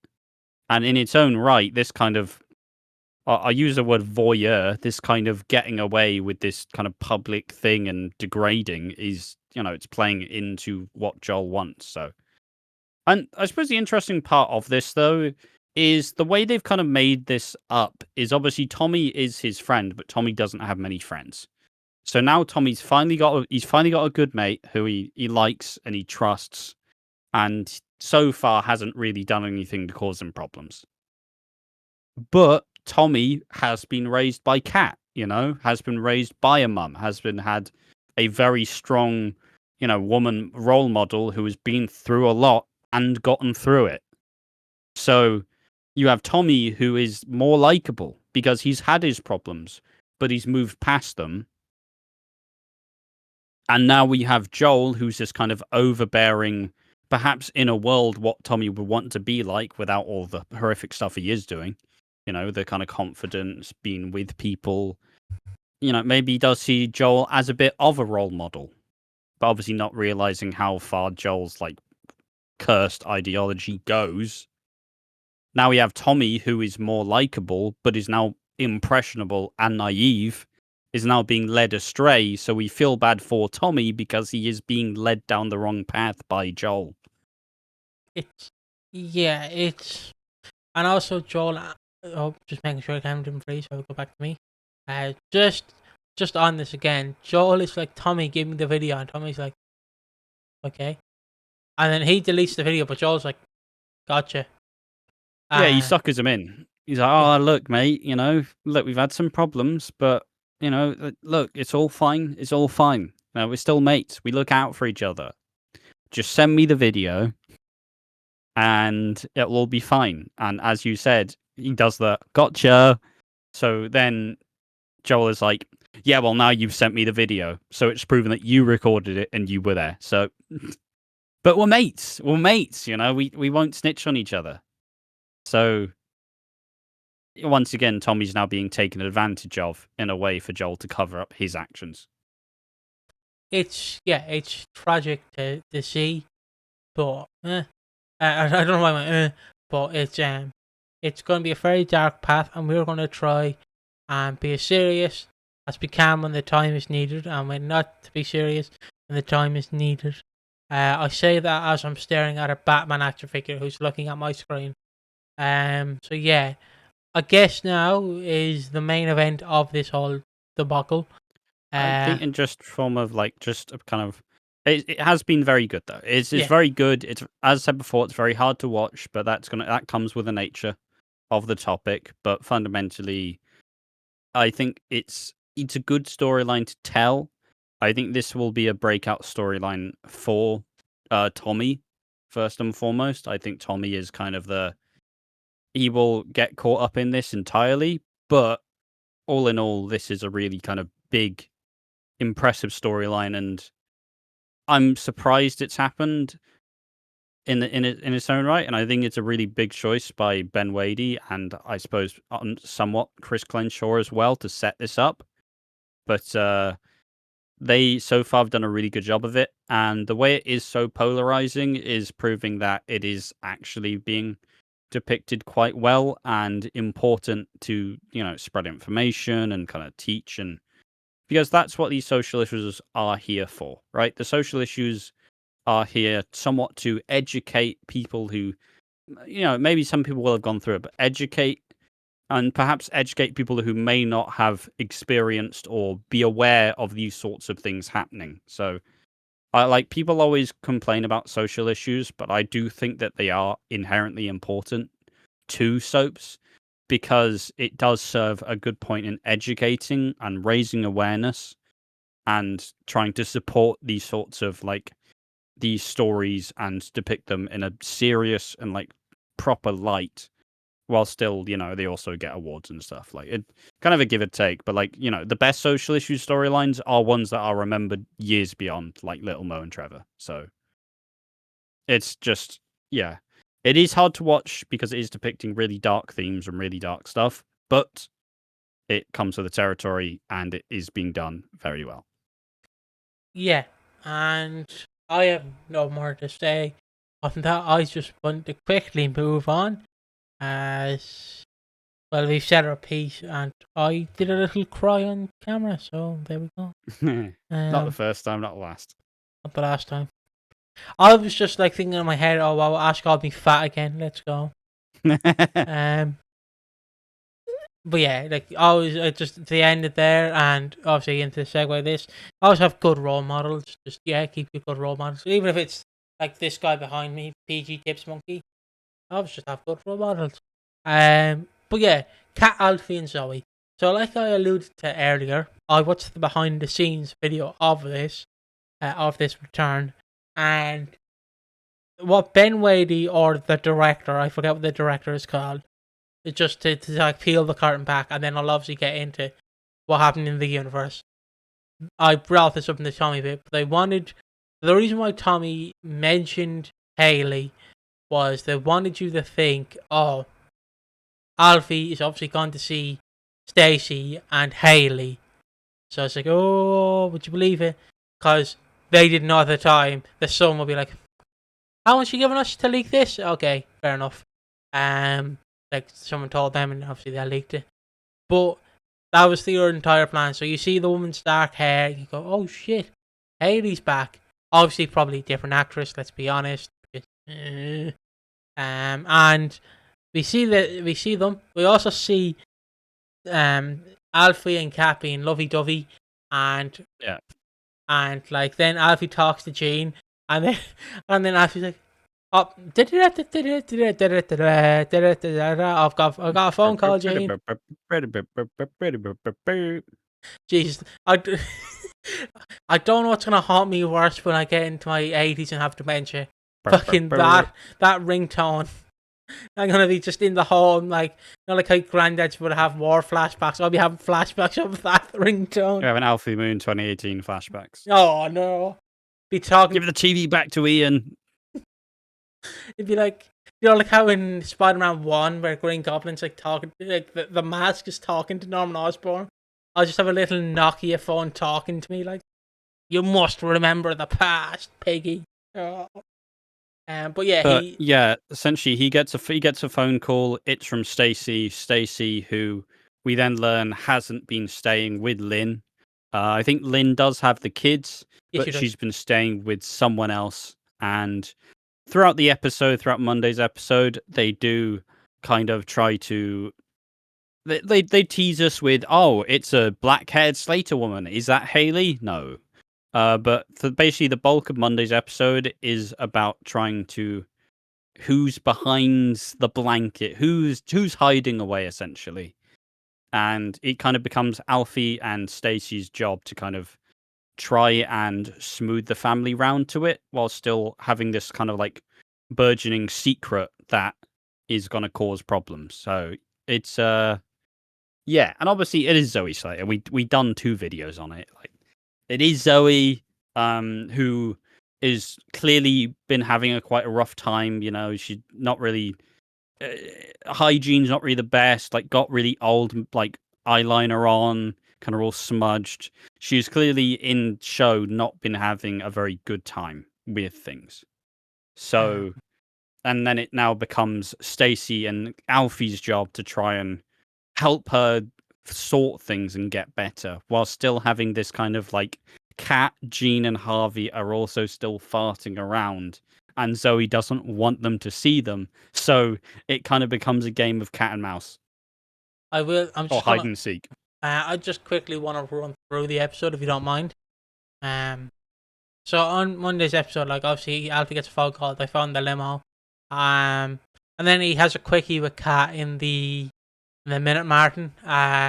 Joel, or not Joel, I keep fucking saying Joel. Ross comes in with Vicky looking for a few beers, and they found out Jean has locked herself into the laundrette's like cab office, and she's like, everyone in here's got the clap. They sell no dead bodies out of that casket, out of that limo, like just making stuff up, bullshitting. And Alfie comes over and just talks to the door. So you have Jean on the other side, so they're both like they're doing the thing like again I mentioned before, like Frozen, like behind the door, just like knocking on the door. It's like, please tell me you won't go through it, Alfie. Please tell me you'd stop the business with Harvey. Please, please, please, please. And I was fuck this fucking woman. I tell you what. Yeah, Jean. Yeah, Jean. Yeah, Jean. I understand. Yeah, Jean. Yeah. What's the time? Yeah, Jean. Fucking, what's the time here? Yeah, Jean, I understand. Jesus Christ, she's still going on. And then he just ends by going, oh, thank the Lord, she's just done. She's just going on for about 20 minutes. I like to think in 20 minutes in the show's universe, she's just been rambling to Alfie, and Alfie's just like, oh, fuck, what have I done? But also the funny visual is Joel has a drill, and I thought they were going to boot in the door, but I just went, no, he's going to drill the door in. I went, that is a funny visual in my eyes. Don't worry, Jean, we're coming in. The little electric drill. But yeah, so yeah, Alfie obviously then goes to see Stacey, and then Stacey's like, oh, you won't like her. She's not how you remember her. Oh. And then, so he walks in. But yeah, And then the following episode is basically hiding her in a sense, but not hiding her, because Alfie's like trying to like, he's talking to her, it's like, Zoey, you should really get in contact with your mom again. Come on, it'll be the right thing to do. Just things he's trying to do. He's trying to mend the family, and he's like, nope, no, it's just. So he's like, no, I don't want to talk to Kat. I've done something bad. And then she also, I mean, yeah, that's a big stress point, right? She says she doesn't want to see her family because she's done something really bad and nobody will forgive her, which is kind of funny because she was involved in Dirty Den's death. So, if it's worse than killing a man and covering it up, they've all done worse. I mean, she didn't really kill him. Like, she did hit him over the head with the Queen Vic bus. No, but she did cover it up. Yeah. Well, he wasn't... Okay, but, just to clear my mind. They originally lied and said that she killed Den, but they didn't. It was actually... It was Chrissy. Yeah. Make sure, because Sam is just Chrissy did the final blow. Yeah. Sam is just there. Yeah, Sam's just there. And then, like, Sharon is just, like, somewhere in the Queen Vic. Obviously, I mean, basically what everybody's figured out and decided is Joel is probably Zoe's kid. I think that's what she's done. I think that's what she's running away from. And I think that is what she's embarrassed about because, she's a Slater. The Slater's all about having a big family and kind of appreciating each other. So her abandoning her kid as such would probably be the thing that she'd believe that the Slaters would all hate her for. Yeah. I think that's it. It could be something else, entirely, but judging from what everybody believes this is what everybody generally thinks is what Zoe's like big guilt is. But it could be something entirely different. We could just have like when someone gets a scent and then suddenly everybody's it's like, I think this is beef, and then someone's like, I think this is duck, But typically everybody just decided it's meat, so like they just start having different questions. Yeah. So originally, Zoe's plan was to say she's running from. I'm just gonna call it the mob. Loan sharks. She has to pay them back. But the funny thing is, she has a second phone. So, like, Stacey be going, oh, Zoey, just go to the police. And then Zoey be in the bedroom, like, don't go to the send. And then Stacey's like, just send now. Wouldn't they send it? It's like someone's almost in the room hearing us. And Zoe's just like... Yeah, so she's obviously orchestrating text messages and acting like she's on the run from someone. I don't know why that's funny in my eyes. It's just like someone just... Oh, you should go to the police. Don't go to the police. Yeah. And, the long and short of it is Alfie obviously wants her and Kat to meet again, and they'll go through it and they'll work through their issues and be fine. And so does Stacey, but they're all inherently want to do it. But this is obviously when Kat and Jean kind of show up, and they show up to, hello Stacey. They realize Stacey's there. I want to talk with Stacey, and then they have to cover for Zoey still being there and still struggling. So with that, it basically does just become a game of mousetrap where they're trying to keep Zoey away. That it's like that famous board game like Don't Wake Dad, where you're just like sneaking around the place trying to act like it's not there. Classic board game. Anybody who watched like Nickelodeon remembers the adverts. You've been playing that game for the past 12 years. True. Yeah. Some say he's still not woken up. Rain dancing on the grave and everything. I do want to say, and I'm sorry for mentioning his name, but I do want to say this just reminds me of the R. Kelly song, where he's just talking about people hiding in their closet. Please tell me you know that song. He made like 30. Yeah, I know the song. Yeah, he made like 32. I know, like we should mention him, but he made 32 parts, and all I can think of is that song. Just now, she's in the bedroom. She's hiding from her mom. Just Alfie's got a sledgehammer. Oh no. Continuing on. So basically, it's Kat's like, oh, you vaping now, Stacey? Yeah. She picks up some Lingiri, and She's like, "Oh, Stacey, you wear this now?" "Yeah, I do." And then the door just slightly moves, and she's like, it must be a ghost." There's rats in here. It's all rats. Basically, it's about in a game where there's like a suspicion meter. Well, you just seen a bunch of it. Like Cat's suspicion meter's just going up and up. Like a And telltale she's like, game. I don't believe it. Yeah. And it's like, Cat will remember this. And then they go to check. They go to check the thing, but Zoe isn't found. And so, all in all, they avoid it fully, and Zoe's not found. But Cat's like, look, Alfie, we need to go back for Tommy. Tommy's at a rough day. We need to go find him. But Alfie's like, no, no, no. I need to stay here. And in the end, she leaves, and then she realizes she forgot her keys. So she comes back and nearly comes face to face. But Zoe's like hopped out a window. And it's I was like watching from the window.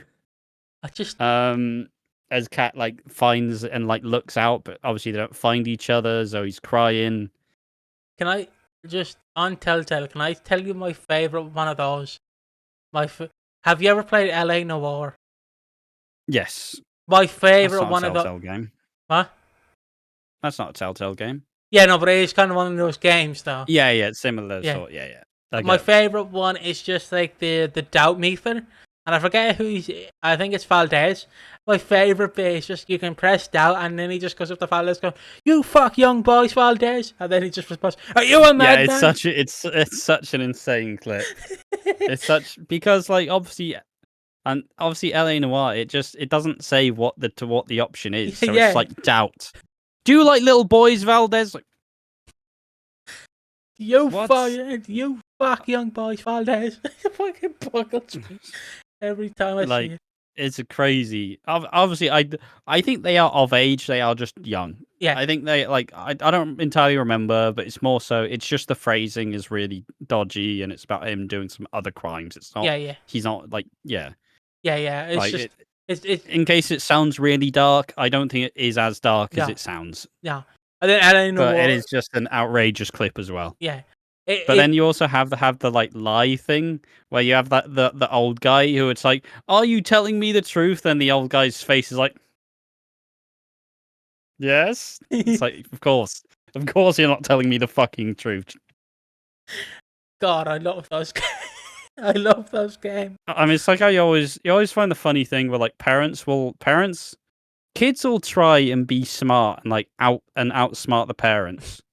But like, when the parents are like, when she sleeps, she leaves a hand in the air, and then you just see the kid like, and like they just like small little tricks. That's just the funny bit. But yeah, that's like these games. But yeah, it was like a Telltale game, a Life is Strange game. Elaine and Linda, like Cat will remember this. I'm not a good editor, but I really want someone to like add a fucking suspicion meter to Cat during this scene. Yeah. Just it's the way they walk around. It's like a perfect video game, and it even has like the campy video game dialogue. You vape now. You smoke? Do you vape, Stacey? Yeah. Give it a try. Cat will remember this. This action will have consequences. Yes. Fantastic. I need to play Elaine and Linda properly. I've only seen a playthrough, and I've only seen that clip multiple times. One clip I replay all the time. But yeah, Zoe escapes basically, and then she rings Stacey, being like, "Don't come find me." Basically, Rowley from Diary of a Wimpy Kid. What he says to the kid. I think it's Rowley. What he says to the normal kid in the movie. Yeah, like Rowley. Yeah. Don't come by my house. Don't even talk to me. Don't. Just that dialogue from Diary of a Wimpy Kid. Yeah, just fully. She just pieces out. Just fully fucks off. Goes, yeah. See ya. And Alfie's obviously like, shit. What the fuck do we do now? She's gone. And then Alfie and Stacey Alfie basically goes, you know what? We should probably just track her. Zoe's been using Stacey's credit card. She just goes, look, let's just track all the purchases. She's gone to Spain. She's gone to Barcelona.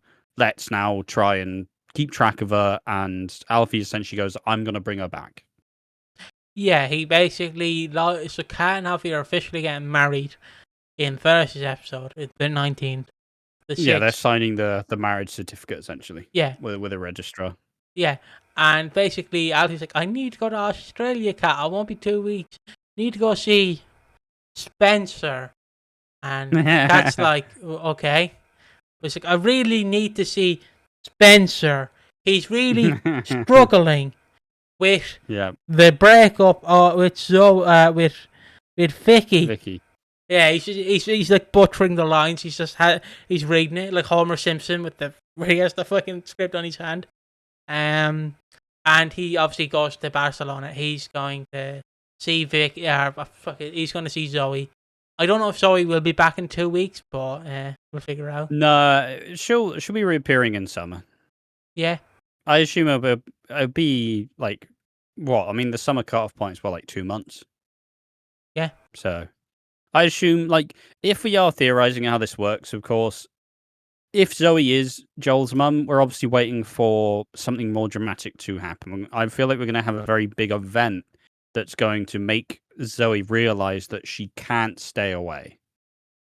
And whether that involves Vicky or Kat, something will have to draw her back to Walford. And obviously, in the meantime, Joel's actions will likely continue and get worse and worse. And obviously, it'll culminate in a big, like... I mean, I'm not saying they're going to do the You Ain't My Mother, but they're going to do something like it. They have to. They have to do something like it. They have to do it with Joel and Zoe. Oh. Obviously, not in the same way, but it feels like it might happen. Because, I mean, as you said, either Ben Wade or the director's kind of been talking about how they love the Slaters and 25 years of the Slaters, like, this is going to be their year. You would be remiss to not have some callback to that famous scene. From what I was watching of behind the scenes, Ben Wade was saying, "Oh, just like the previous executive producer of the 90s, I grew up with the You Ain't My Mother, Yes I Am. I grew up with the 2000s and the Slaters. Obviously the original Slaters, not like fucking Haley, you know what I mean? And he's like talking about all of this, all the characters he grew up with. And he's like saying, it's the 25 years of the Slaters, and I'm sat there laughing. I'm like, wow, the 25 years of the Slaters, and fucking you've got it half of them. Like half of them have just been axed or left. And I'm like, that is so funny. And obviously I made the joke that, like, if the next executive producer, because we joked that Chris Clenshaw's, like, nostalgia of EastEnders was the 90s, and now Ben Wade's the 2000s. I'm just waiting for the next executive producer to be, like, a big fan of the 2010s, and he just goes, where the fuck do they all go? Why are they all dead? I can't bring back half these characters anymore. What the fuck? Oh, I can bring back Rat Boy. I can bring back Kim's ex-husband. Let's go. Yeah, just funny, but something will obviously coax Zoe out, right? Something big will happen, something dramatic will happen. Maybe Tommy will have a big, like, dramatic thing where, but still, it feels like they have to inevitably do that. You Ain't My Mother, It feels like that's what we're building to. Excuse me. I don't know if they'll do it exactly like they did with Cat. They won't do it. They won't do it exactly, but it will mirror it. It has to. They do it over text. You Ain't My Mother. Yes, I am. Also, I do want to say shout out to Jessie Wallace for that, because obviously I've seen the clip where she has said that the way Cat in character was supposed to say it, there was always going to be You Ain't My Mother. She was supposed to go, yes, I am. But she said if Cat has this secret for years and it's built up inside her, she would have to shout it.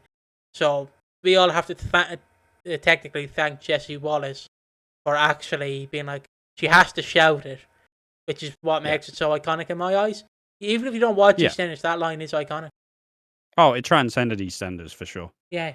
And then obviously the minute Martin Fowler used it, or James Boy used it in the E23 Square show, but you ain't my buzzer. Albert Squared. Yeah. You ain't my buzzer. I think it's called Albert Squared. Albert Squared. Yes, thank you. But yeah. Anyways, though, this kind of culminates with Alfie having to lie to Kat again, and Kat's initially worried, but in the end, she says, "You know what? Just go to Australia, but like, please don't lie to me." And Tommy's kind of upset by it, but he's used to it at this point. So Alfie now leaves to kind of. She's basically chasing around Zoe across the globe at this point. So it's going to be interesting to see how it shapes up. And obviously, a worthwhile break from Alfie because he probably has been a little bit overexposed lately. So the necessary time away. Once again, you're gonna have him be kind of astounded as to how far Tommy goes when he inevitably gets deeper and deeper into the fucking like red pill, like fucking, all that bollocks, all that bollocks. Red water. But Oh no. but I just think with all that said, though, in terms of the week, okay, this is where I think I differ. But I also will reiterate, I'm a bit jaded at this point in time. I'm not entirely enthused by everything like I normally am. I'm not like, oh, this is all really great. Yes. I'm just kind of like, eh. Because I've seen a lot of people talk about this week like it's a sudden adjustment. And people are talking about this like everything's changed. And I don't understand because look, this week was good. And Zoey being back is exciting. And I don't necessarily have a history with watching Zoey Slater, sure. So obviously if you have, you will like it better than I probably do. But also, if you take the nameplate off in the credits, you could easily argue these are Chris Clencher episodes. And I don't understand why everybody's like wanking off over it and being like, oh, this is so much better than Chris Clencher. Oh, this is great. Like, now just remember, we're going to get block storytelling. We're not seeing Zoey again for months. Yeah. Cat probably isn't going to do much in the next couple of weeks. We're going to get more of the same storytelling that we were having before. It's just kind of I know I'm a contrarian, and I've made peace with that. But I think people are, and hey, if people are getting really excited over it, that's cool. But I don't really understand why everybody's like, oh, these episodes were so much better than Chris Clenshaw's. Like, I don't agree. I think these are good episodes. It's a good week, but I think people are getting a bit overexcited about people probably got a bit overexcited about the change and are making it seem bigger than it is. Yeah, I would agree with that. I've obviously timestamped this for the awards as well. 1:45:20 if you're paying attention. Lads at home. So it's time for the awards. Would you like to go through them first? Do you have any thoughts on this week though, other than that? Okay. It's an interesting week. It feels the same, really. Not much has changed. Let's be honest. I was laughing if it was Haley that returned instead of Zoey. That would be funny in my eyes. Yeah. But my favourite bit of the entire week is when fucking Stacey picks up the Lingiri. Obviously Zoe's little underwear. And it's like, yeah, bloody hell, and she's just on the bog throwing up. And I'm and Ash obviously made the joke, oh, I'm stuck in the shower curtain. Oh no. It's fantastic. Joel and Tommy, I'm excited to see where it goes. I'm dreading it, but I'm excited. Yes. Yes. Obviously, we have to be more serious around that topic because it's obviously a serious topic. But we've had hundreds of hours of us being all jokey, and I do like tackling the more serious topics. It definitely, you can't really you can't get caught slipping with it. Yeah. You do have to be on your game, and you do have to be fully aware. So, I hope we didn't cross any boundaries or lines. We will still be doing the awards and the after show. If the whole week is serious, obviously there won't be awards. There'll just be an after show. Yeah. But since it was 3 things, you get it. I also like Elaine just pissing about. She's been like, yeah, I don't need to work. Fucking hell, you shouldn't sit in a leather chair in this heat. Fucking hell, they're gonna peel me. They're gonna fucking peel me off like a banana peel. Jesus, you can probably see the sweat rolling down my back. But yeah, I enjoyed this week. I honestly just enjoyed it. It was fun. I was dreading watching Tuesday and Wednesday's episode, but I watched them at like 5 a.m. and watched this one at 6. I watched them all today, being Thursday the 19th.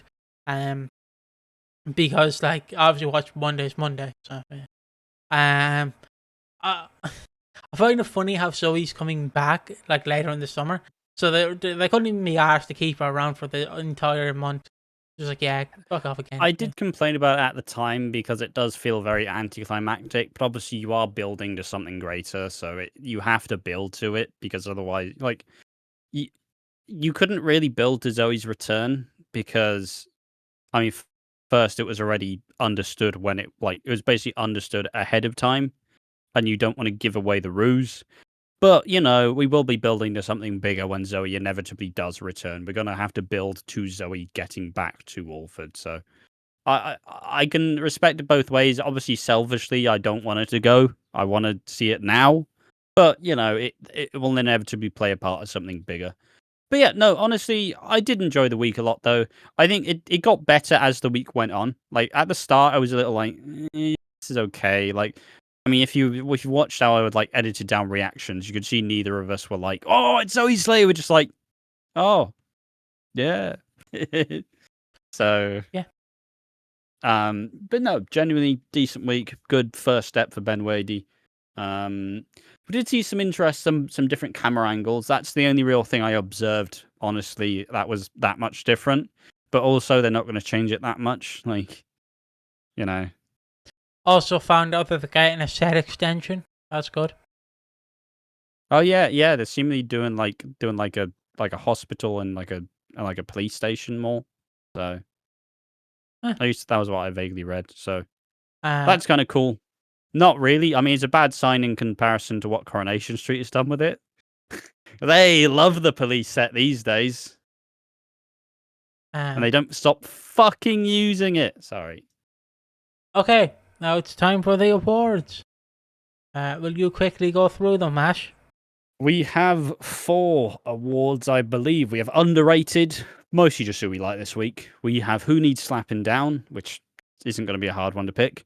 We have the Chris Clenshaw Award, which is for most promising, kind of the most exciting prospect. I don't know, something like that. We introduced like 3 weeks ago. We're still not fleshed it out, but we've not fleshed out any of them, so who cares? And I'm forgetting the final one. Who need the Keanu Taylor Award of Excellence for most wooden. So we'll start off with underrated. You go first. Underrated. Phil and Linda's like dynamic. I think that was a really fun bit this week, and it's made me. I just look. It may just because I hate Phil and Sharon, but I'll take Phil and Linda. It's a weird couple, and it doesn't really work. But like, if she got with Max of all people, yeah, true. Also underrated for me is the new set, the new Queen Vic set. The wallpaper is lovely. Like, and yeah, honestly, we did see a lot of the decor, so looked pretty good. I love it. I still say the bar is lovely and shiny and wow.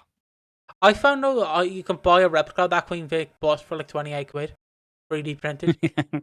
Yeah, but it's gonna be like this big. Okay, no need to mention my cock size, okay? Look, I know it's a ridiculous stance, but like if I'm getting the Queen Vic bust, I'm getting a full fucking size one. It's the way like, I'm not just getting a shitty one. I'm not just getting a shitty little. I'm getting the full Monty. It's the way you fucking say, I'm getting a fucking full size one, lad. I fucking tell you what, lad. I fucking tell you what. Yeah, but what's the point in getting a tiny one? No one knows what the fuck it is. Put it in your pocket, you're not busting out. It would be a ridiculous decoration, but I'd fuck it. When we get rich and famous, I'm getting a Queen Victoria bust. Don't even like the royals. Fuck them. But it's been used. It's been iconic. It's been used in everything. Get one of those EastEnders signs. I love Phil and Pat.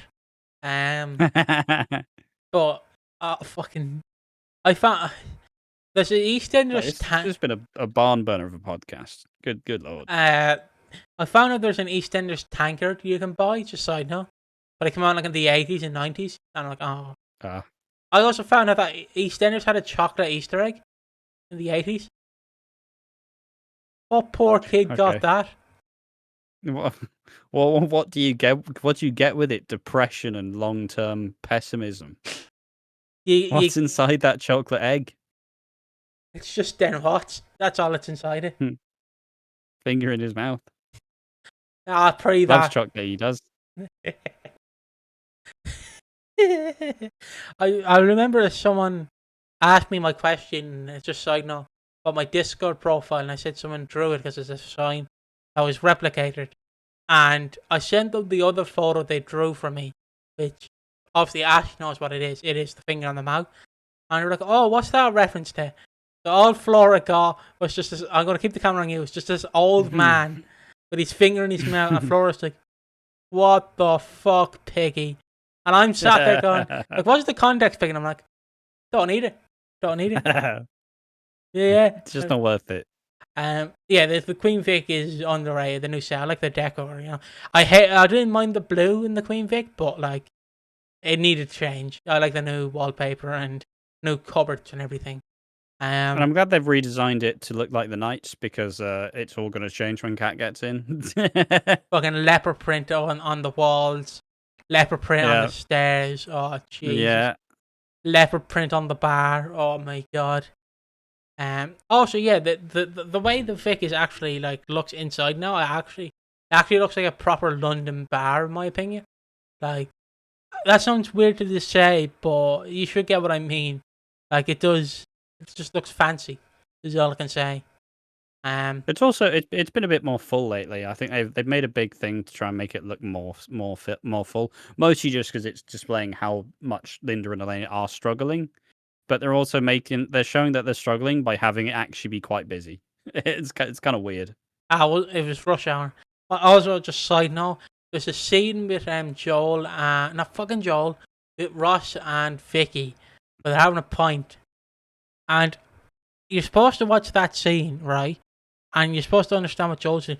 All I can see, and if you go back and watch it, you can probably see it. All I just see is this guy in the background going 1, 2, 100, just throwing darts, just having a fun time. I liked it. But yeah, that's the underrated award. What is the next award? The Chris Crenshaw. I will go first and say Zoey returning. Just it's promising. That's all I can say. Ben Whaley's a fan of the 2000s. Will he try and get Auntie Lynn back? Will he try and get Little Mo with the knee that Little Mo? Promising. I do think it does have to be the Joel and the Joel storyline as a whole.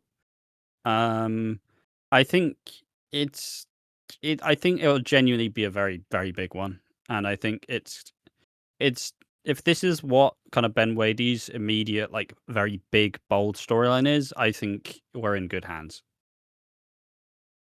Yeah. And up next is the Keanu Taylor Award of Excellence. Most wooden. Have you done Who Needs Slapping Down yet? Oh, okay. Who needs slapping down? Joel. It's an easy award. Yep. As long as he is a sex pest, he's getting that award. That's probably the wrong way to go about it, but that's probably true. Keep that in, Piggy. Let it fall on its ass. It's not that bad. And the last award, the Keanu Taylor Award of Excellence. The most wooden.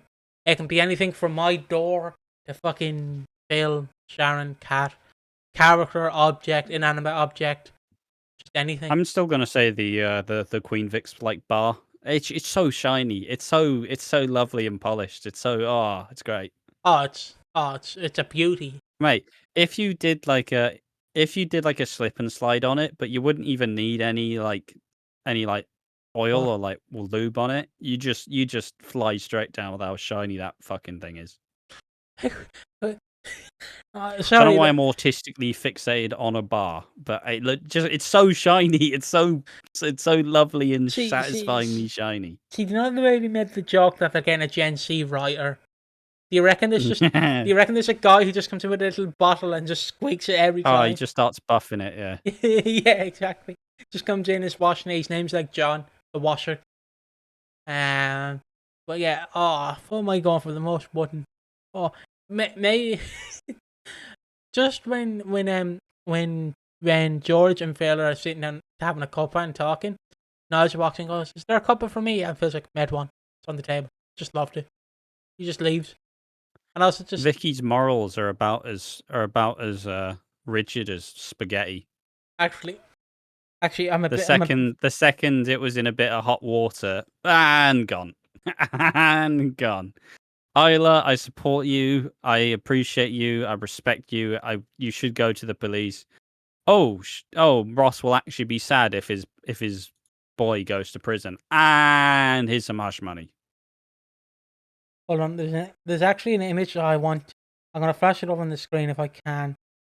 Now this was posted a month ago, but actually I forgot to send it to you. Hold on, but I want this image to like.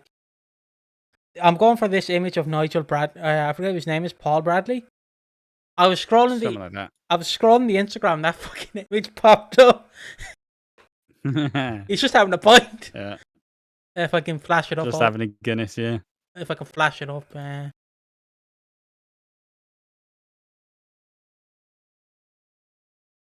Hold on. There we go, lads. There you go. There's the lovely image of Nigel having an old Guinness. It's just he looks so happy. He just looks so happy to have it. That's what I'm also going for, because I'm slowly loving Paul Bradley because he's so wholesome. He's a wholesome man. Great. And that's why I think the dementia storyline's going to hit me so hard when he gets worse. Because he's just... Why? Oh, yeah. Like, he is lovely, and it'll be sad to see him slowly, like, get worse.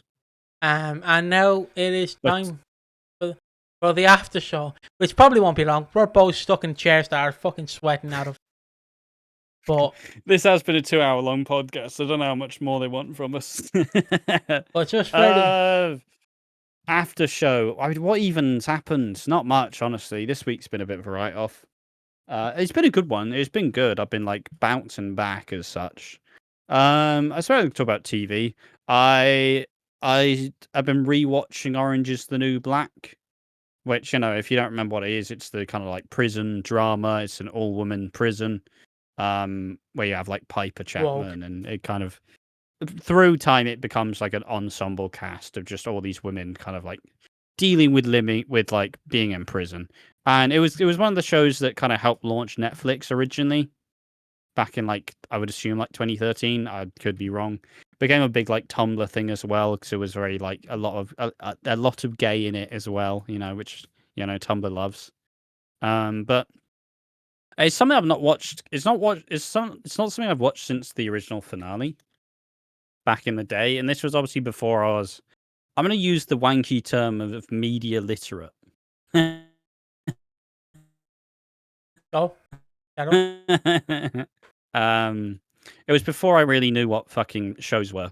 It was kind of the first show I watched. Yeah, it ended in 2019. Not watched it since 2019. Been 6 years. It's been alright. It's been good fun. I have enjoyed it, and it's been a good, because I don't know. I'm one of these people where I typically want a show that will like kind of occupy my brain. I want it to just kind of, you know, I just want something to go. I want to switch the brain off. I want to chill the fuck out, switch the brain off, enjoy a show, and it's serving its purpose. So yeah, it's been good fun so far. On a show I could talk about, like I can just recommend shows that I used to watch. Again, I used to be a fan of The Afterlife, which was a I would say Ricky Gervais's recent TV show he did. It ended like a couple of years ago. I was a fan of the first season, but then as you get older, you look at it and you're like, yeah, you're just giving your opinions in a show, in a scenario where you always win and you seem like the right guy. Although the most fantastic scene out of that show is he's either doing coke or he's doing weed with a dealer, and they play Space Odyssey, and it's fantastic. I only recommend it because that scene he has with his dad, where his dad has dementia in the show, and like he's talking to him, and his dad can't remember him, and then he does, and then he calls him gay at the end. I'm like, oh, sweet. I've always recommended this show, The End of the Fucking World. Fantastic show. It's second season not so much, but the first season's fantastic in my eyes. Because they go off the comic, and then sadly the comic ends with the main character being actually shot dead. In the show, he just gets shot in the penis and he lives. So yeah. Yes, I thought you were frozen. I was like, oh no, the silence. No, just nodding. I A show that I watched, I've only watched the first season as well. Another show I've only watched the first season of, so I didn't know I had a sequel till recently. Was Tear Across the Dotted Line, 6 episode Spanish TV show. Oh, I cried at the end. I fucking cried. For people who don't know, it's about like this man going through life, and then the ending is just a plot twist because he meets this woman, and then from there they meet, they talk, they break up, if I remember correctly, and then there's an ending, and it buckled me to no end. It made me so sad. Another show I loved so much because Bill Burr did it was F is for Family. I loved that show. It was kind of a Family Guy clone, but actually better than recent Family Guy at least. So yeah. One show that I've got, which is it's a hidden gem. Honestly, it was a show that was on ITVX, and it was called Tell Me Everything. Okay. Which was, it starts off and you think it's just gonna be this like dumb teenage like sex comedy about like, just because it always starts up and you have the main character Johnny who's like going to a party and he's gonna go out of control.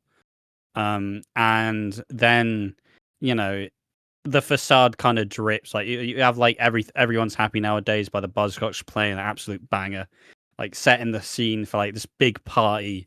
And then he has a conversation with his dad, and his dad's seemingly the only one who knows that he's been struggling. He's been struggling with his mental health a lot. Like what he later learns, this is the first time he's gone out in months. He spent the whole summer just in his bed, just depressed. And then like it's a very interesting depiction of like mental health as like a teenager. And a belter of a show. I'm not going to spoil the big twist, but it's and there is a big dumper trauma. I'll say that much. There is a huge it lulls you into a false sense of security where you're like, oh, this is really cool. That's a really really interesting, insightful episode. Boom, something tragic happens. Like, oh, I will say, and I brought my phone close with me, so I'm in the back of the chair. I will say that if you want a review of it, Ash has already done it on the Easily Entertained channel. He's reviewed all 6 episodes that I've currently released. I think show. They did a weird thing with the sequel, though. Unfortunately, with the second series, they got rid of all the cast and they only kept the main guy from it, and it was good, but it wasn't great. That's the problem. But then it's kind of like, obviously one of the characters is a guy called Spike Fern, who like, I don't know what he's done. He's got a really good agent. He was in the recent Alien movie. He's in Back to Black.